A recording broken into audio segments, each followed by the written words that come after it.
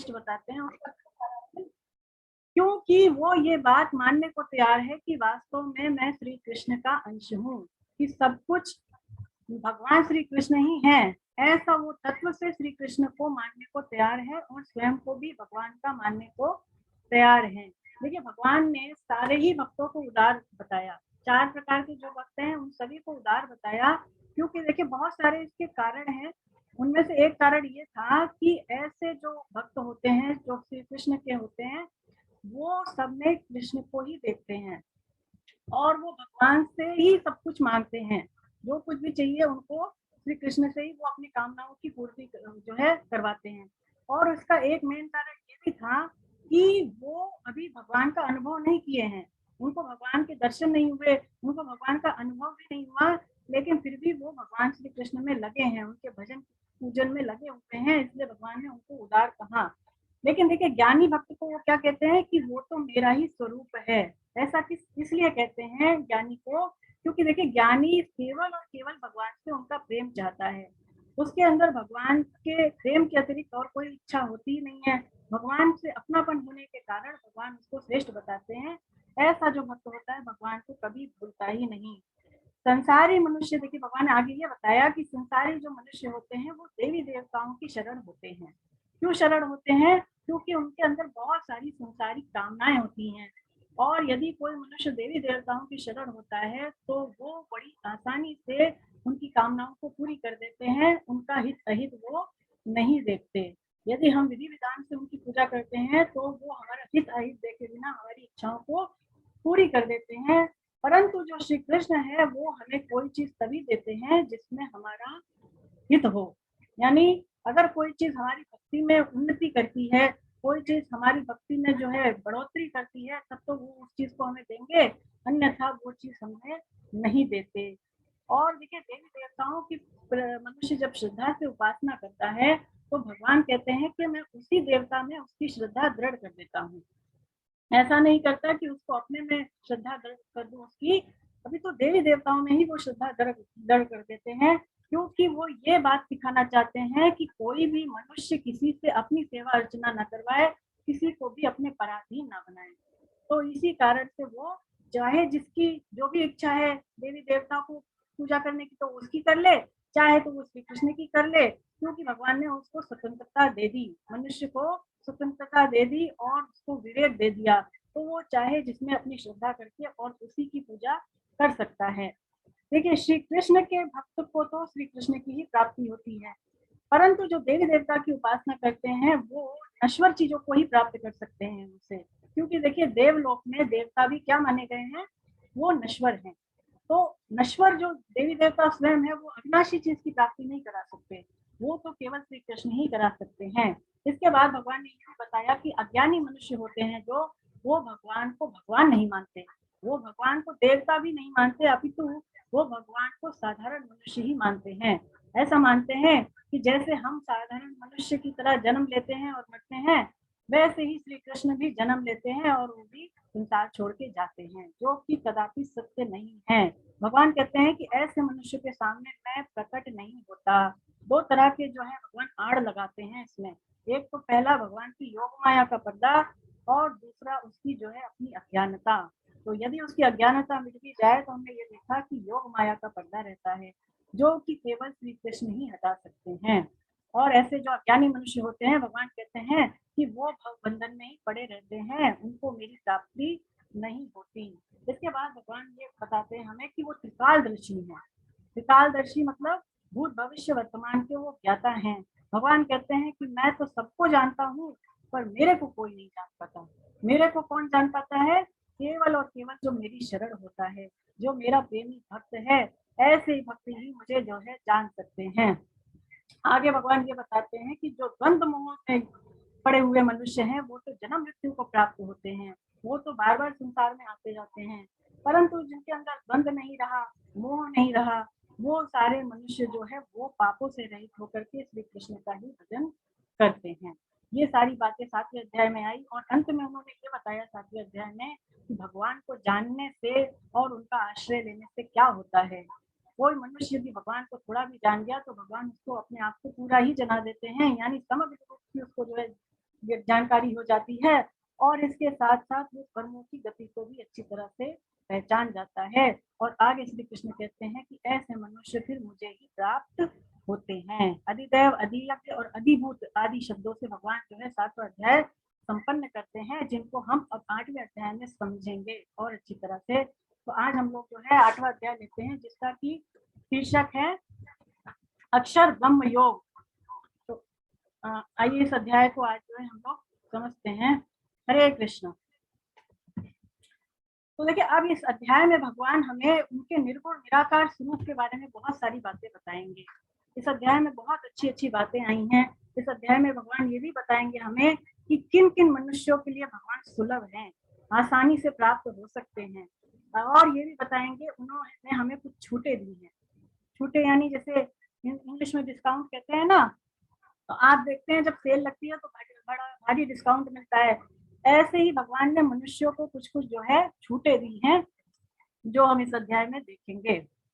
देखिए, ये जो 7 से लेकर के 12 तक अध्याय हैं, ये गीता का हृदय माने गए हैं क्योंकि इसको भगवान ने बीच में रखा है ना। आगे के पहले के 6 अध्याय छोड़ दीजिए और लास्ट के 6 अध्याय छोड़ दीजिए, तो ये जो 7 से लेकर 12 तक अध्याय हैं बीच में आते हैं। तो कोई चीज जब हमें बहुत प्यारी होती है, कोई चीज जिसको हम जो है बहुत ज्यादा कीमती समझते हैं, तो क्या करते हैं, हम उसको बीच में रखते हैं ना, छुपा के कपड़ों के बीच में। जैसे लेडीज होती हैं वो कपड़ों के बीच में रख देती हैं, धन हुआ और कोई कीमती चीज हुई। तो ऐसे ही भगवान ने इन अध्यायों को बीच में रखा है, क्योंकि इसमें बहुत ही ज्यादा अच्छी अच्छी बातें हम भगवत भक्तों के कल्याण के लिए उन्होंने कही हैं, जिसको कि हमें बड़े ही ध्यान से समझना चाहिए। चलिए हम लोग पहले से लेकर 7वें अध्याय तक क्या क्या देखेंगे उसको पहले समझे। देखिए, पहले से लेकर 7वें अध्याय तक भगवान ने हमें अपने बारे में, यानी ब्रह्म के बारे में, अध्यात्म के बारे में, कर्म के बारे में बताया और अर्जुन के 7 प्रश्नों का उन्होंने उत्तर भी दिया। देखिए, क्या हुआ था, जब हम लोग 7वें अध्याय में थे तो उस समय भगवान ने 6 शब्दों का प्रयोग किया था। उन्हीं 6 शब्दों को स्पष्ट रूप से समझने के लिए अब अर्जुन जो है वो इस अध्याय में भगवान से 7 प्रकार के प्रश्न करते हैं। 7 चीजों के बारे में पूछते हैं। वो क्या है प्रश्न, उनको पढ़ते हैं। पहले और दूसरे श्लोक को लेते हैं। चलिए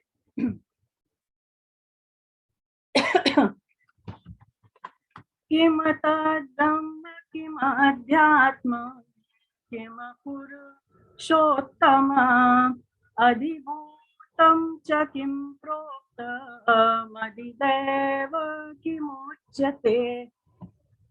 दूसरा श्लोक भी पढ़ते हैं साथ में। अधियज्ञः कथं कोत्र देहेऽस्मिन् मधुसूदन प्रयाण काले च कथं ज्ञेयोऽसि अनियत्मात्मभिः। अर्जुन बोले, हे पुरुषोत्तम, वह ब्रह्म क्या है, अध्यात्म क्या है, कर्म क्या है, अधिभूत किसको कहते हैं और अधिदेव किसको कहा जाता है, यहाँ अधियज्ञ कौन है और वह इस देह में कैसे स्थित है। हे मधुसूदन, वशीभूत अंतःकरण वाले मनुष्य के द्वारा अंत काल में आप कैसे जाने जाते हैं। तो अब अर्जुन के प्रश्नों का उत्तर भगवान जो है तीसरे श्लोक से देते हैं। तीसरा श्लोक पढ़ते हैं। श्री भगवान उवाच अक्षरं ब्रह्म परमं स्वभावोऽध्यात्ममुच्यते भूतभावोद्भवकरो विसर्गः कर्म संज्ञतः। श्री भगवान बोले, परम अक्षर ब्रह्म है और यह परा प्रकृति जीव को अध्यात्म कहते हैं। प्राणियों की सत्ता को प्रकट करने वाला त्याग कर्म कहा जाता है। तो देखिए, यहाँ पर पहले चीज भगवान कह रहे हैं परम अक्षर ब्रह्म है। तो ब्रह्म हम जो है परमात्मा को जो निर्गुण निराकार स्वरूप है उसको हमें समझना चाहिए। लेकिन देखिए, ब्रह्म के पहले क्या लगा हुआ है, परम अक्षर। तो इसका क्या अर्थ होता है, स्वामी जी बताते हैं कि ये जो ब्रह्म अक्षर के पहले परम लगा हुआ है, इसका अर्थ है सर्वोपरि सच्चिदानंद अविनाशी निर्गुण निराकार परमात्मा।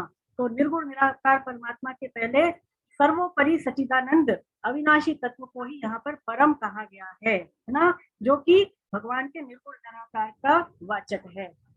देखिए, जो गीता में ब्रह्म शब्द आया है वो वैसे तो वेद के लिए भी आया है, प्रकृति के लिए भी आया है, प्रणव के लिए भी आया है, पर यहाँ पर ये निर्गुण निराकार तत्व के लिए ही है। उसके बाद भगवान कह रहे हैं परा प्रकृति जीव को ही अध्यात्म कहते हैं। देखिए भगवान का जो अंश है, जो जीव है, जीव के होनेपन को, उसके स्वरूप को ही यहाँ पर अध्यात्म कहा है। उसके बाद भगवान कहते हैं कि प्राणियों की सत्ता को प्रकट करने वाला त्याग कर्म कहा जाता है। तो इसको समझते हैं त्याग क्या है। देखिए स्वामी जी लिखते हैं कि जब महाप्रलय आता है तब ये प्रकृति की अक्रिय अवस्था होती है। महाप्रलय के समय प्रकृति इनएक्टिव हो जाती है और जब महासर्ग आता है तो प्रकृति की सक्रिय अवस्था होती है, यानी प्रकृति एक्टिव होती है। भगवान ऐसा संकल्प लेते हैं कि मैं एक रूपों से बहुत रूपों में हो जाऊं। तो भगवान के संकल्प लेने मात्र से ये सृष्टि प्रकट हो जाती है। भगवान को कुछ करना नहीं पड़ता, केवल वो संकल्प लेते हैं तो उससे ही ये सृष्टि प्रकट हो जाती है, जिसको कि महासर्ग कहा है। और महाप्रलय जब आता है तब देखिए सारी की सारी प्रकृति और सारे के सारे प्राणी जो है वो भगवान में ही लीन हो जाते हैं। तो क्या होता है कि उस लीन हुई प्रकृति को फिर से क्रियाशील करने के लिए भगवान श्री कृष्ण जो संकल्प लेते हैं उसी को यहाँ पर त्याग कहा है। उसी को यहाँ पर त्याग कहा है, यानी सृष्टि रचना रूपी जो कर्म है उसको त्याग कहने का अर्थ यही है कि वो जो तत्व स्थिर था, वो जो तत्व अचल था, उसकी स्थिरता का त्याग हुआ। वैसे तो सृष्टि रचना रूपी जो कर्म है वो भी अकर्मी ही है। चौथे अध्याय के 13वें श्लोक के अनुसार देखिए सृष्टि रचना रूपी जो कर्म है वो अकर्मी ही है, क्योंकि वहां पर भगवान ने क्या कहा था कि ये सृष्टि रचना रूपी कर्म करते हुए भी तू मुझे अकर्ता ही जान, क्यों कि इन कर्मों में मेरी स्पृहा नहीं है, ममता नहीं है, इस कारण से ये कर्म मुझे लिप्त नहीं करते। तो भगवान उस सारे कर्मों को करते हुए इतनी बड़ी सृष्टि उन्होंने बना दी, परंतु वो क्या कहते हैं कि मैं इन कर्मों को करता हुआ भी अकर्ता ही हूँ। और स्वामी जी कहते हैं इसी से ये कर्मों का आरंभ हो जाता है और सारे ही प्राणियों की परंपरा चल पड़ती है। चलिए अब अगला श्लोक लेते हैं, चौथा श्लोक। अधिभूतम क्षरो भाव पुरुषादिदैवतम अधियज्ञमेवात्र देहभृतावरम्।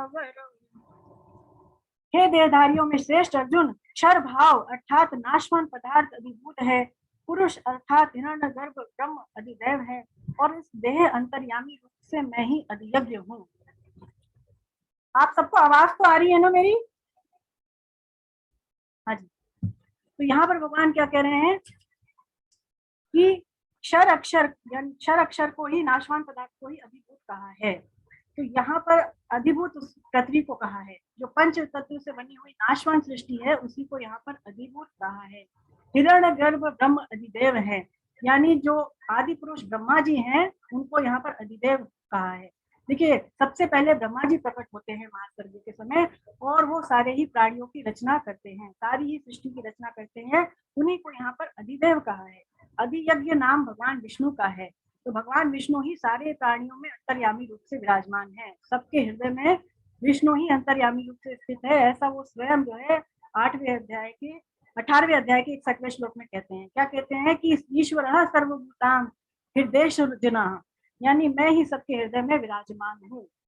एक ही परमात्मा को देखिए स्वामी जी कहते हैं ब्रह्म अध्यात्म कर्म अधिदेव अधिभूत अधियज्ञ आदि भिन्न भिन्न नामों से कहने का अर्थ केवल इतना ही है कि तत्व से सब में केवल मैं ही हूँ, तत्व से सब में मैं ही हूँ। अब अगला श्लोक, 5वां श्लोक।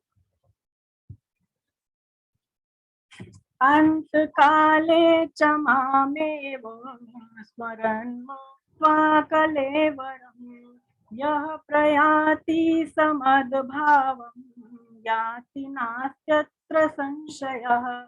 बड़ा ही महत्वपूर्ण श्लोक है ये, गीता की दृष्टि से भी और इस अध्याय की दृष्टि से भी। इसमें भगवान कहते हैं कि जो मनुष्य अंत काल में भी मेरा स्मरण करते हुए शरीर छोड़कर जाता है वह मेरे ही स्वरूप को प्राप्त होता है। तो देखिए इसमें भगवान ने हमें विशेष छूट दे दी, सारे ही मनुष्यों को उन्होंने विशेष छूट दे दी।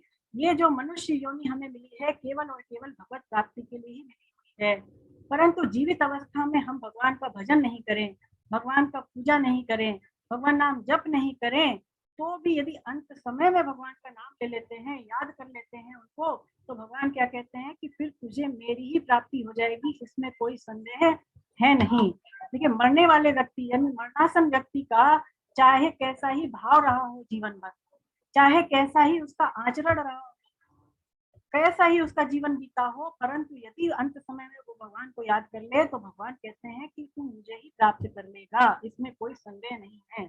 मेरा स्मरण करने का मतलब ये भी है कि देखने, सुनने, मानने में जो कुछ भी आ रहा है वह सब भगवान है। ऐसा यदि मेरे स्वरूप को मानेगा तो अंत काल में तुझे जो कुछ भी चिंतन होगा वो मेरा ही स्वरूप होगा। स्वामी जी आगे समझाते हैं कि जिन्होंने कृष्ण को जिस भी रूप में पूजा है, अंत समय में उन्हें भगवान के उसी रूप का स्मरण होने से उन्हीं की प्राप्ति होती है। परंतु जिन्होंने कभी भगवान श्री कृष्ण की पूजा ही नहीं की, वो व्यक्ति भी यदि अंत समय में भगवान को याद कर ले तो उसकी भी वही गति होती है, वो भी उसी भगवत भाव को प्राप्त होता है। ऐसा क्यों? क्योंकि देखिए समग्र रूप से भगवान एक ही है, एक ही है, इसीलिए दोनों की एक ही गति होती है। आगे स्वामी जी समझाते हैं कि यदि रोग से ग्रसित कोई व्यक्ति हो तो इसीलिए उसको उसके इष्ट का चित्र दिखाना चाहिए, उसकी मूर्ति दिखानी चाहिए, अथवा जिस भी भगवान में उसकी श्रद्धा हो उसी का वहां पर उसके लिए कीर्तन करना चाहिए। ऐसे व्यक्ति के सामने कृष्ण की महिमा सुनानी चाहिए, भगवान नाम का कीर्तन करना चाहिए, क्योंकि भगवत संबंधी वायुमंडल रहने से वहां पर यमदूत नहीं आते। देखिए हमको ये सेवा करनी चाहिए, ये इसको परम सेवा कहा है कि यदि कोई व्यक्ति जो है अपनी अंतिम सांसें ले रहा है, हमको पता है कि ये व्यक्ति अब कुछ दिनों का मेहमान है, तो हम जाकर के उसके पास और भगवान नाम जो है जप करे अथवा कीर्तन करे, उसको कथा सुनाए, जिससे कि उसकी सदगति हो जाए, मरने वाले को जो है भगवान याद आ जाए अंत समय में और उसके जो है भगवान की उसको प्राप्ति हो जाए। ये बहुत बड़ी सेवा है, बहुत बड़ा पुण्य है, और जयपुर में कई ऐसे साधक है जो इस काम को कर रहे हैं, इसको परम सेवा कहते हैं। और इसके लिए जो है बहुत सारे गीता के आचार्य और साधक भी जुटे हुए हैं। अजामिल का चरित्र हम देखते हैं कि अजामिल कितना बड़ा पापी था, उसने बहुत सारे पाप किए, लेकिन उसने एक ही अच्छा काम किया कि उसने अपने पुत्र का नाम नारायण रख दिया ऋषियों के कहने पे। तो फिर क्या हुआ, जब वो अंत समय उसका आया तो उसके मुंह से नारायण शब्द निकला। जब यमदूत उसको लेने आए तो उसने भयभीत होकर के नारायण शब्द को बुलाया, जिससे कि वहां पर यमदूत आ गए। अब बुलाया तो उसने अपने बेटे को था, लेकिन वो तो यमदूत आ गए, क्योंकि भगवान का नाम जो भी लेता है भगवान के पार्षद उसको लेने आते हैं। उस समय जो है वहां पर उसको लेने के लिए देखे भगवान के पार्षद भी आए और यमदूत भी आए। तो भगवान के जो पार्षद थे उन्होंने यमदूतों को मार भगाया, और यमदूत जब जाकर के यमराज के पास पहुंचे तो यमराज ने उनसे कहा कि देखो, जहाँ कहीं भगवान का नाम हो, जप हो, कीर्तन हो, तुम लोग वहां पर कभी मत जाना, कभी मत जाना। ये तो भगवान की बहुत बड़ी हमारे ऊपर कृपा है कि उन्होंने हर प्रकार के जीवन बिताने वाले व्यक्ति को अपनी प्राप्ति का अवसर दे दिया, कि यदि वो अंत काल में भी भगवान को याद कर ले तो भगवान क्या कहते हैं कि तू जीवन के लक्ष्य को तुरंत पा जाएगा। मानो अंत समय में भगवान उससे कहते हैं कि भैया जीवन भर तो तूने मेरा भजन स्मरण किया नहीं, अब कम से कम जाते समय तो तू मेरी और अपनी लाज रख ले और मेरे को याद कर ले, जिससे कि मेरा ये मनुष्य जन्म तेरे को देना सफल हो जाए। देखिए वैसे अगर हम विचार करें तो सारा समय ही अंत समय है, सब समय ही अंत समय है, क्योंकि हमें पता तो है नहीं कि हमारी मृत्यु कब होगी। तो हम ये ना सोचे कि अभी तो हमारे से मृत्यु बहुत ज्यादा दूर है। भागवतम में ऐसा आता है कि बच्चा जब गर्भ में आता है तो गर्भ में आते ही उसके मरने का क्रम शुरू हो जाता है। भगवान कहते हैं कि यदि कोई जीवन भर मेरी स्मृति रखता है तो अंत समय में उसको मैं शरीर हूँ और शरीर मेरा है ये बात याद नहीं रहती, उसको किसकी याद रहेगी? केवल और केवल मेरी ही याद उसको बनी रहेगी। यहाँ पर एक शंका होती है, देखिए श्लोक को पढ़ के, कि ऐसे व्यक्ति ने जिसने कभी भगवान का पूजा नहीं किया, कभी भगवान का भजन स्मरण नहीं किया, जिंदगी भर भगवान से विमुख ही रहा, उसको अंतकाल में कृष्ण का स्मरण कैसे होगा और उसका कल्याण कैसे होगा? देखिए बड़ा मुश्किल है, बड़ा मुश्किल है। ऐसा व्यक्ति जिसने कभी भगवान का नाम नहीं लिया उसको अंत समय में भगवान याद आ जाए, क्योंकि जो व्यक्ति कभी कभी कृष्ण को याद करते हैं, उनकी उपासना करते हैं, भगवत कथा सुनते हैं, ऐसे व्यक्ति भी यदि उनकी संसार की आसक्ति नहीं मिटी है तो वो प्रकृति के गुणों के साथ ही शरीर को छोड़ते हैं। तो फिर ऐसे व्यक्ति के बारे में क्या कहा जाए जिन्होंने कभी भगवान का नाम लिया ही नहीं? बड़ा मुश्किल है। भागवतम में देखिए दूसरे स्कंद के पहले अध्याय के 6 श्लोक में भगवान ने अपने अंतिम समय में स्मरण को परम सिद्धि बताया है। परंतु ऐसा संभव है, तभी तो ये श्लोक भगवान कह रहे हैं। देखिए, ऐसा व्यक्ति जिसने कभी भगवान का नाम नहीं लिया, उसको भी भगवान अंत समय में याद आ सकते हैं। ऐसी परिस्थितियां हो जाएंगी कि उसको भगवान याद आ जाए। स्वामी जी लिखते हैं कि यदि उसके ऊपर किसी संत की कृपा हो गई तो उसको भगवान अंतिम समय में याद आ जाएंगे, अथवा भगवान स्वयं उस पर कृपा कर दें, अथवा भगवान के किसी शुद्ध भक्त के उसको दर्शन हो जाए तो उसको भगवान की याद अंतिम समय में आ जाएगी।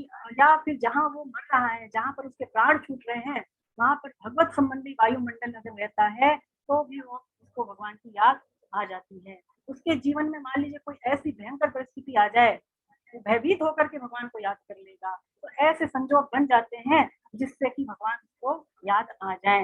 इसके अलावा देखिए, अगर किसी का जो प्राण है, किसी के प्राण यदि तीर्थ स्थान में निकलते हैं, यदि सत्संग जब कीर्तन जहाँ हो रहा है वहां उसके प्राण जाते हैं, तो भी उसका कल्याण हो जाता है, उसको भगवान की स्मृति अंत समय में हो जाती है। और स्वामी जी लिखते हैं कि यदि कोई शुद्ध संत किसी शरीर को देख ले, किसी मरने वाले के शरीर को भी यदि देख ले, अथवा उसकी भस्म को भी देख ले, तो भी उसका उद्धार हो जाता है। संतों की ऐसी महिमा है। लेकिन ऐसा होना बड़ा ही कठिन है, बहुत ही कठिन है। इसीलिए भगवान इस अध्याय के 7वें श्लोक में अर्जुन से कहेंगे कि तू सब समय में मेरा ही स्मरण कर। इससे क्या होगा कि अंत काल में भी तुझे मेरी ही स्मृति बनी रहेगी। चलिए अब अगला श्लोक, 6वां श्लोक। यम यम वापि स्मरन् भावं त्यजते कलेवरं तं तमेवैति कौन्तेय सदा तद्भाव भावितः। हे कुंती पुत्र अर्जुन, मनुष्य अंत काल में जिस जिस भाव का स्मरण करते हुए शरीर छोड़ता है, वह उस अंतकाल के भाव से सदा भावित होता हुआ उसको प्राप्त होता है, अर्थात उस योनि में वो चला जाता है। देखिए, ये वाला जो श्लोक है, इसमें भगवान ने भाव से बड़ी ही विलक्षण बात कही है। भगवान के इस बताए हुए नियम के अनुसार, विधान के अनुसार उनकी बहुत ही विशेष कृपा झलकती है।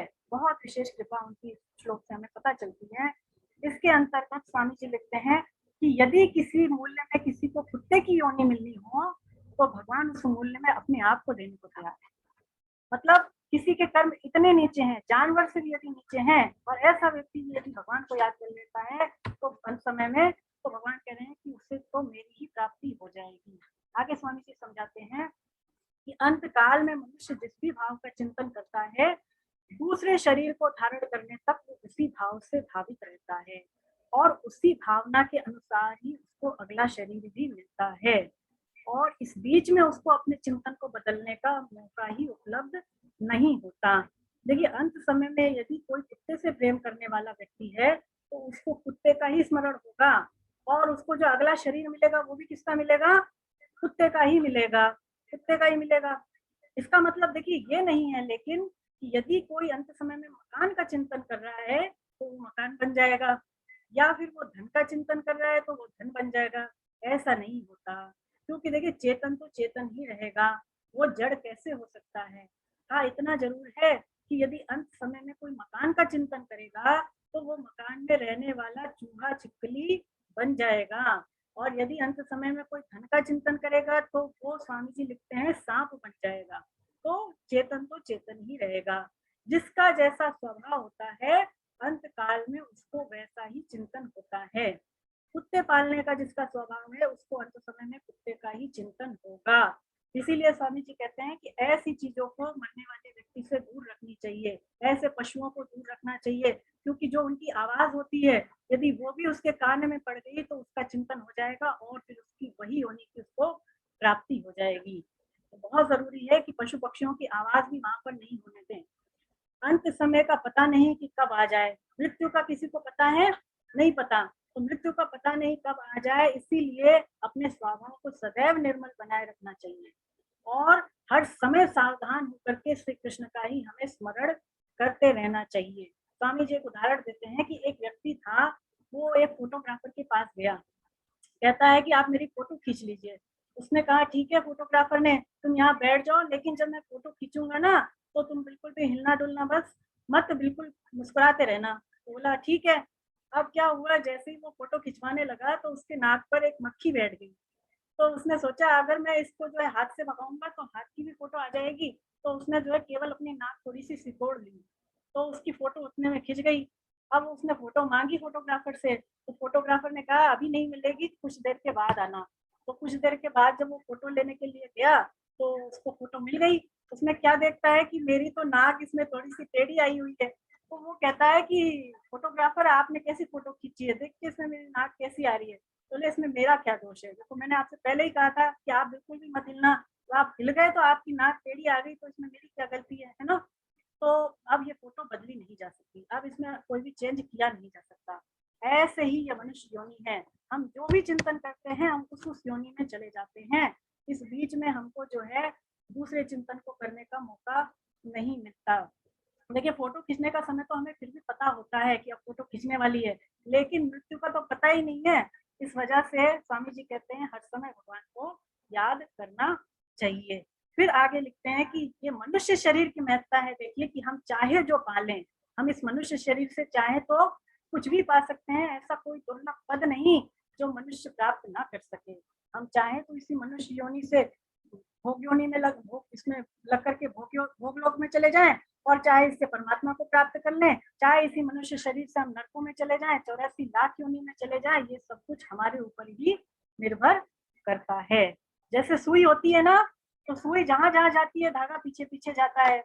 ऐसे ही मनुष्य अंत काल में जो जो भाव का चिंतन करता है वो उस योनि में चला जाता है। हम लोगों ने जड़ भरत की कहानी देखी थी, तो राजा भरत जो है कितने बड़े धर्मात्मा थे, कितने बड़े उन्होंने पूजा पाठ किए, भगवान की प्राप्ति का साधन किया, लेकिन उनकी आसक्ति अंत समय में हिरण में हो गई। तो उनको जो जन्म मिला वो भी हिरण का ही मिला। तो ये भगवान का विधान है कि जो जैसा चिंतन अंत समय करेगा वो उसी योनि में चला जाएगा। देखिए भगवान ने हमको स्वतंत्रता दे दी, ये भी भगवान का जो है न्याय ही है, इसमें भगवान की कृपा ही है। अगर हम इस तरफ ख्याल करें तो हमारा कल्याण हो जाए, हमारा कल्याण हो जाए। अगला श्लोक 7वां श्लोक, तस्मात् सर्वेषु कालेषु मां स्मरयुध्य च मय्यर्पितमनो बुद्धिर् मामे वैश्यस्य संशयम्। इसलिए तू सब समय में अर्जुन तू मेरा ही स्मरण कर और युद्ध भी कर। मुझ में मन और बुद्धि को अर्पित करने वाला तू निस्संदेह मुझे ही प्राप्त हो जाएगा। तो भगवान अर्जुन से क्या कहते हैं कि तू सब समय मेरा ही स्मरण कर। सब समय मेरा ही स्मरण करने का तात्पर्य ये है कि यद्यपि हमने समय को अलग अलग भागों में डिवाइड किया है, हर काम के लिए हमने समय को अलग अलग भागों में विभक्त किया हुआ है। जैसे कि ये समय सोने का है, ये समय काम करने का है, ये समय पूजा पाठ करने का है, ऐसा हम लोगों ने किया हुआ है। लेकिन स्वामी जी लिखते हैं कि भगवान के स्मरण के लिए तो समय का कोई विभाग होना ही नहीं चाहिए। भगवान को तो सब समय में हमें याद रखना चाहिए। यानी हमें कृष्ण को याद करने के लिए कोई फिक्स टाइम नहीं सेट करना है, भगवान को तो हर समय ही याद करना चाहिए, ऐसा स्वामी जी कहते हैं।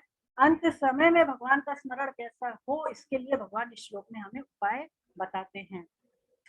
आगे ये कहते हैं कि यदि मनुष्य को कर्तव्य के रूप में जो कुछ भी प्राप्त हो जाए तो उसको उस कर्तव्य को करना चाहिए, लेकिन उसको भगवान को याद करते हुए, कृष्ण का स्मरण करते हुए ही उस कर्तव्य को करना चाहिए। और देखिए भगवान के स्मरण की तो उसमें मुख्यता होनी चाहिए। हम जो भी काम करें उसमें प्रायोरिटी किसको देनी है, भगवान के स्मरण को। बाकी सारे जो कर्तव्य कर्म है वो गौण मानने चाहिए, सेकेंडरी होने चाहिए, और भगवान का स्मरण उसमें उसकी जो है प्रायोरिटी होनी चाहिए। 3 तरह के स्मरण होते हैं देखिए, एक तो होता है बौद्ध जन स्मरण, और एक होता है संबंध जन स्मरण, और एक होता है क्रिया जन स्मरण। इसको समझते हैं। बौद्ध जन स्मरण वो होता है जो हमारे होनेपन का, हमारे स्वरूप का स्मरण होता है, जो कि कभी नहीं बदलता। या और इसमें जो है स्वामी जी कहते हैं कि संसार के साथ एकता मानना, शरीर के साथ एकता मानना भूल है। हाँ जी कनिका जी, हरे कृष्णा, आपने हैंड रेस किया हुआ है। हाँ जी, हरे कृष्णा प्रिया जी, आवाज नहीं आ रही है आपकी बिल्कुल भी। आवाज नहीं आपकी आ रही है? आवाज नहीं आ रही, रुक रुक के आ रही है।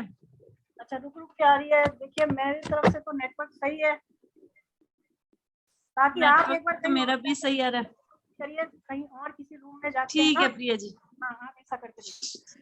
तो यहाँ पर मैं ये बता रही थी, 3 तरह के स्मरण होते हैं। बौद्ध जन स्मरण जिसका मैंने आपको अभी बताया, दूसरा होता है संबंध जन स्मरण, यानी जो संबंध हम स्वयं बनाते हैं, और जैसे कि शरीर से बना लें, चाहे वो संसार से बना लें, चाहे वो परमात्मा से बना लें, ये हमारे ऊपर है। और तीसरा जो स्मरण है वो है क्रियाजन्य स्मरण, जिसको कि अभ्यास जन्य स्मरण भी कहते हैं। देखिए, जैसे एक काम को करते समय दो चीजें करना। स्त्रियां होती हैं वो अपने सिर पर मटकी रख करके चलती हैं और उनके दोनों हाथ जो है खाली रहते हैं, वो बातें भी करती जाती हैं, परंतु जो सिर पर रखी हुई मटकी है उसकी सावधानी उनको निरंतर रहती है। ऐसे ही जो ड्राइवर होता है वो गियर बदलता है, वो हैंडल भी घुमाता है, परंतु रास्ते की सावधानी को निरंतर रखता ही है। ऐसे ही जो नट होता है, नट कौन होता है? जो रस्सी पे चलता है ना। तो ऐसे ही जो नट होता है, नट रस्सी पे तो चलता है, वो गाता भी है, बोलता भी है, परंतु वो रस्सी पे चलने की सावधानी निरंतर रखता ही है।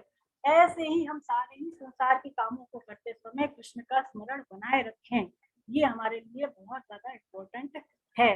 तीन भाव के लिए भी स्वामी जी देखते हैं कि एक तो संसार के कामों को करते समय भगवान को याद करना, इसमें देखिए मुख्यतः संसार के कामों की है, भगवान को याद रखना तो इसमें दूसरी बात है। और दूसरा भाव ये देते हैं कि भगवान को याद रखते हुए संसार के काम करना, इसमें मुख्य जो है भगवान का स्मरण है और संसारिक काम जो है वो दूसरी बात है। और तीसरा जो भाव देते हैं वो ये है कि सारे ही कामों को भगवान का मान करके करना। जब सारे ही कामों को भगवान का मान करके करेंगे तो फिर एक विशेष आनंद हमारे अंदर होता है, बहुत अधिक हमारे अंदर जो है प्रसन्नता होती है। और इसमें स्वामी जी कहते हैं विशेष रूप से हमें भगवान की स्मृति भी बनी रहती है। तो ये भाव सबसे ज्यादा श्रेष्ठ है। इसमें भगवान कह रहे हैं मई अर्पित मन और बुद्धि, यानी मन और बुद्धि को मेरे ही अर्पित कर। तो इसका क्या अर्थ है? इसका ये अर्थ है कि मन के द्वारा केवल तू मेरा ही चिंतन कर और बुद्धि को केवल मेरी प्राप्ति के दृढ़ निश्चय में लगा। लेकिन इसका जो वास्तविक अर्थ है वो स्वामी जी ये देते हैं कि मन, बुद्धि, इंद्रिय, शरीर आदि को और अपना और अपने लिए भूल से भी ना माने। मन, इंद्रिय, बुद्धि और शरीर, इन सारी चीजों को कृष्ण का ही मान के उनके ही अर्पण कर दे। अगर हम इन्हें अपना मानेंगे तो इनमें अशुद्धियां बनी रहेंगी, इनमें बहुत सारी अशुद्धियां हैं। तो स्वामी जी कहते हैं ये बनी रहेंगी और आगे नई नई अशुद्धियां भी पैदा होती रहेंगी। इसलिए बहुत ज्यादा जरूरी है हमें कृष्ण का ही इनको मान करके और इनके अर्पण कर देना चाहिए। देखिए, साधक जो होता है, जो भक्त होता है, वो अपने आप को ही भगवान के अर्पण कर देता है। तो इससे क्या होता है कि उसका जो सर्वस्व है वो स्वतः ही अर्पण हो जाता है। मन, बुद्धि, इंद्रियां अलग से अर्पण नहीं करनी पड़ती जब हम स्वयं को ही भगवान के अर्पित कर देते हैं ना। अगला श्लोक, 8वां श्लोक। देखिए, 8 से लेकर 22 तक जो श्लोक हैं इसमें भगवान ने भक्ति योग के बारे में बताया है। और उसमें भी 8 से लेकर 13 तक जो श्लोक है उसमें निर्गुण निराकार के स्मरण की बात आई है, जिसमें कि प्राणायाम की मुख्यता है। तो इनको पढ़ते हैं। 8वां श्लोक। अभ्यास योग युक्तेन चेतसा नान्यगामिना परमं पुरुषं दिव्यं याति पार्थानुचिन्तयन्। हे प्रथानंदन, अभ्यास योग से युक्त और अन्य का चिंतन ना करने वाले चित्त से परम दिव्य पुरुष का चिंतन करता हुआ शरीर छोड़ने वाला मनुष्य उसी को प्राप्त हो जाता है। तो यहाँ पर भगवान कह रहे हैं अभ्यास योग। एक तो होता है अभ्यास और एक होता है अभ्यास योग। अभ्यास क्या होता है ये हम लोगों ने 6ठे अध्याय में देखा था ना, जब ध्यान योग की बातें चल रही थी। अभ्यास का क्या अर्थ है कि चित्त को बार बार परमात्मा में लगाना, संसार से हटाकर उसको बार बार भगवान में लगाने को ही अभ्यास कहा है। लेकिन ये अभ्यास योग नहीं है। योग क्या क्या अर्थ आया है गीता में? समता। तो समता को योग कहा है। तो अभ्यास योग कैसे होगा? देखिए, जब मन हमारा अभ्यास में लगता है तब तो हमें प्रसन्नता होती है, और जब मन हमारा अभ्यास में नहीं लगता तो हमारे अंदर खिन्नता होती है। तो जब तक ये प्रसन्नता और खिन्नता हमारे अंदर हो रही है तो ये समझना चाहिए कि ये केवल अभ्यास है, अभ्यास योग नहीं। अगर चित्त परमात्मा में लगे अथवा ना लगे, ध्यान में लगे अथवा ना लगे, और हमें हमारे अंदर प्रसन्नता या खिन्नता ना हो, तो ही ये अभ्यास योग कहलाएगा। ऐसा जो अपने भगवत प्राप्ति के निश्चय में दृढ़ है वही वास्तव में योग में स्थित है। अपने जो भगवत प्राप्ति का उद्देश्य है उसमें दृढ़ रहना भी योग ही है, ऐसा हमें समझना चाहिए। भगवान कहते हैं अन्य का चिंतन ना करने वाला, यानी लक्ष्य केवल परमात्मा ही हो। जब आप ध्यान करें तो आपका जो लक्ष्य है वो केवल परमात्मा का ही हो, अंत समय में चिंतन जो है वो परमात्मा का ही हो। 9वां श्लोक, देखिए ये जो 2-3 श्लोक हैं ये ध्यान योग से संबंधित है, जिसके बारे में हम ज्यादा डिटेल में नहीं लेंगे क्योंकि ध्यान योग की बहुत सारी बातें हमने छठे अध्याय में पढ़ी हुई हैं। तो इनको जिन श्लोकों को समझने की आवश्यकता है उन श्लोकों को ही डिटेल में हम ले रहे हैं। इसका मतलब ये नहीं है कि ये श्लोक इम्पोर्टेंट नहीं, ऐसा भी बिल्कुल नहीं है। 9वां श्लोक, कविं पुराण मनुशासितार मरोरणीया समनुस्मरेद्य सर्वस्य धातारमचिन्त्य रूप मात्रेत्य वर्णं तमसा परस्तात्। जो पुरुष सर्वज्ञ, अनादि, सबके नियंता, अंतर्यामी रूप से सब प्राणियों के शुभ और अशुभ कर्मों के अनुसार शासन करने वाला, सूक्ष्म से भी अति सूक्ष्म, सबको धारण पोषण करने वाला, अचिंत्य स्वरूप, सूर्य के सदृश, नित्य चेतन प्रकाश रूप और अविद्या से अति परे शुद्ध सच्चिदानंद परमेश्वर का स्मरण करता है। देखिए ये जो श्लोक है ये ध्यान योग के लिए उपयोगी है। तो ध्यान के लिए उपयोगी भगवान के सगुण निराकार रूप का यहाँ पर वर्णन मिलता है ना। तो ये केवल भगवान का स्वरूप कैसा है उसके बारे में है और उस रूप के लिए हमें किस प्रकार की विधि अपनानी चाहिए ये भगवान ने श्लोक में बताया। अगला श्लोक 10वां श्लोक, प्रयाण काले मनसा चलेन भक्त्या युक्तो योग बलेन च ध्रुवोर्मध्ये प्राणमावेश्य सम्यक सतम पुरुष। हरे कृष्णा, कुछ डिस्टर्बेंस हो गया है, एक सेकेंड।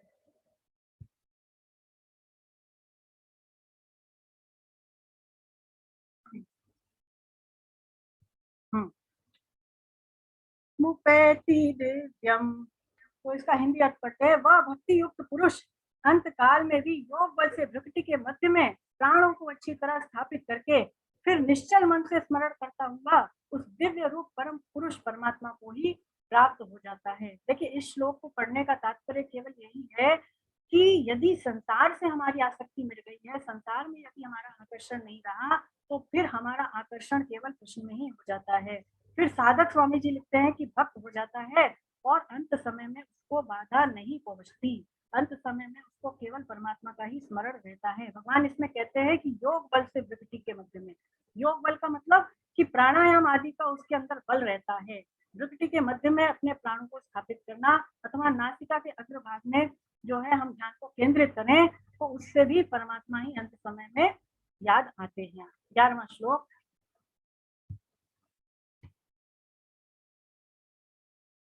यदक्षरं वेदविदो वदन्ति विशन्ति यदक्षरं वेदविदो वदन्ति विशन्ति यद्यतयो वीतरागः। इसका जो है राग बैठ नहीं रहा है, इसका हिंदी अर्थ ही पढ़ते हैं ना। वेद के जानने वाले विद्वान जिस सच्चिदानंद घन परम पद को अविनाशी कहते हैं, आसक्ति रहित यत्नशील सन्यासी महात्मा जन जिनमें प्रवेश करते हैं, वह उस परम पद को चाहने वाले ब्रह्मचारी लोग ब्रह्मचर्य का आचरण करते हैं और उस परम पद को प्राप्त हो जाते हैं। उस परम पद को मैं तेरे लिए संक्षेप में कहूंगा। देखिए अंत काल में निर्गुण निराकार के तत्व से प्राप्ति और इसकी विधि के बारे में भगवान ने इस श्लोक में हमें बताया है, यानी ध्यान से संबंधित ही ये श्लोक भी है ना। तो इसमें भी ज्यादा हमें डिटेल में पढ़ने की आवश्यकता नहीं है। 12वां और 13वां श्लोक,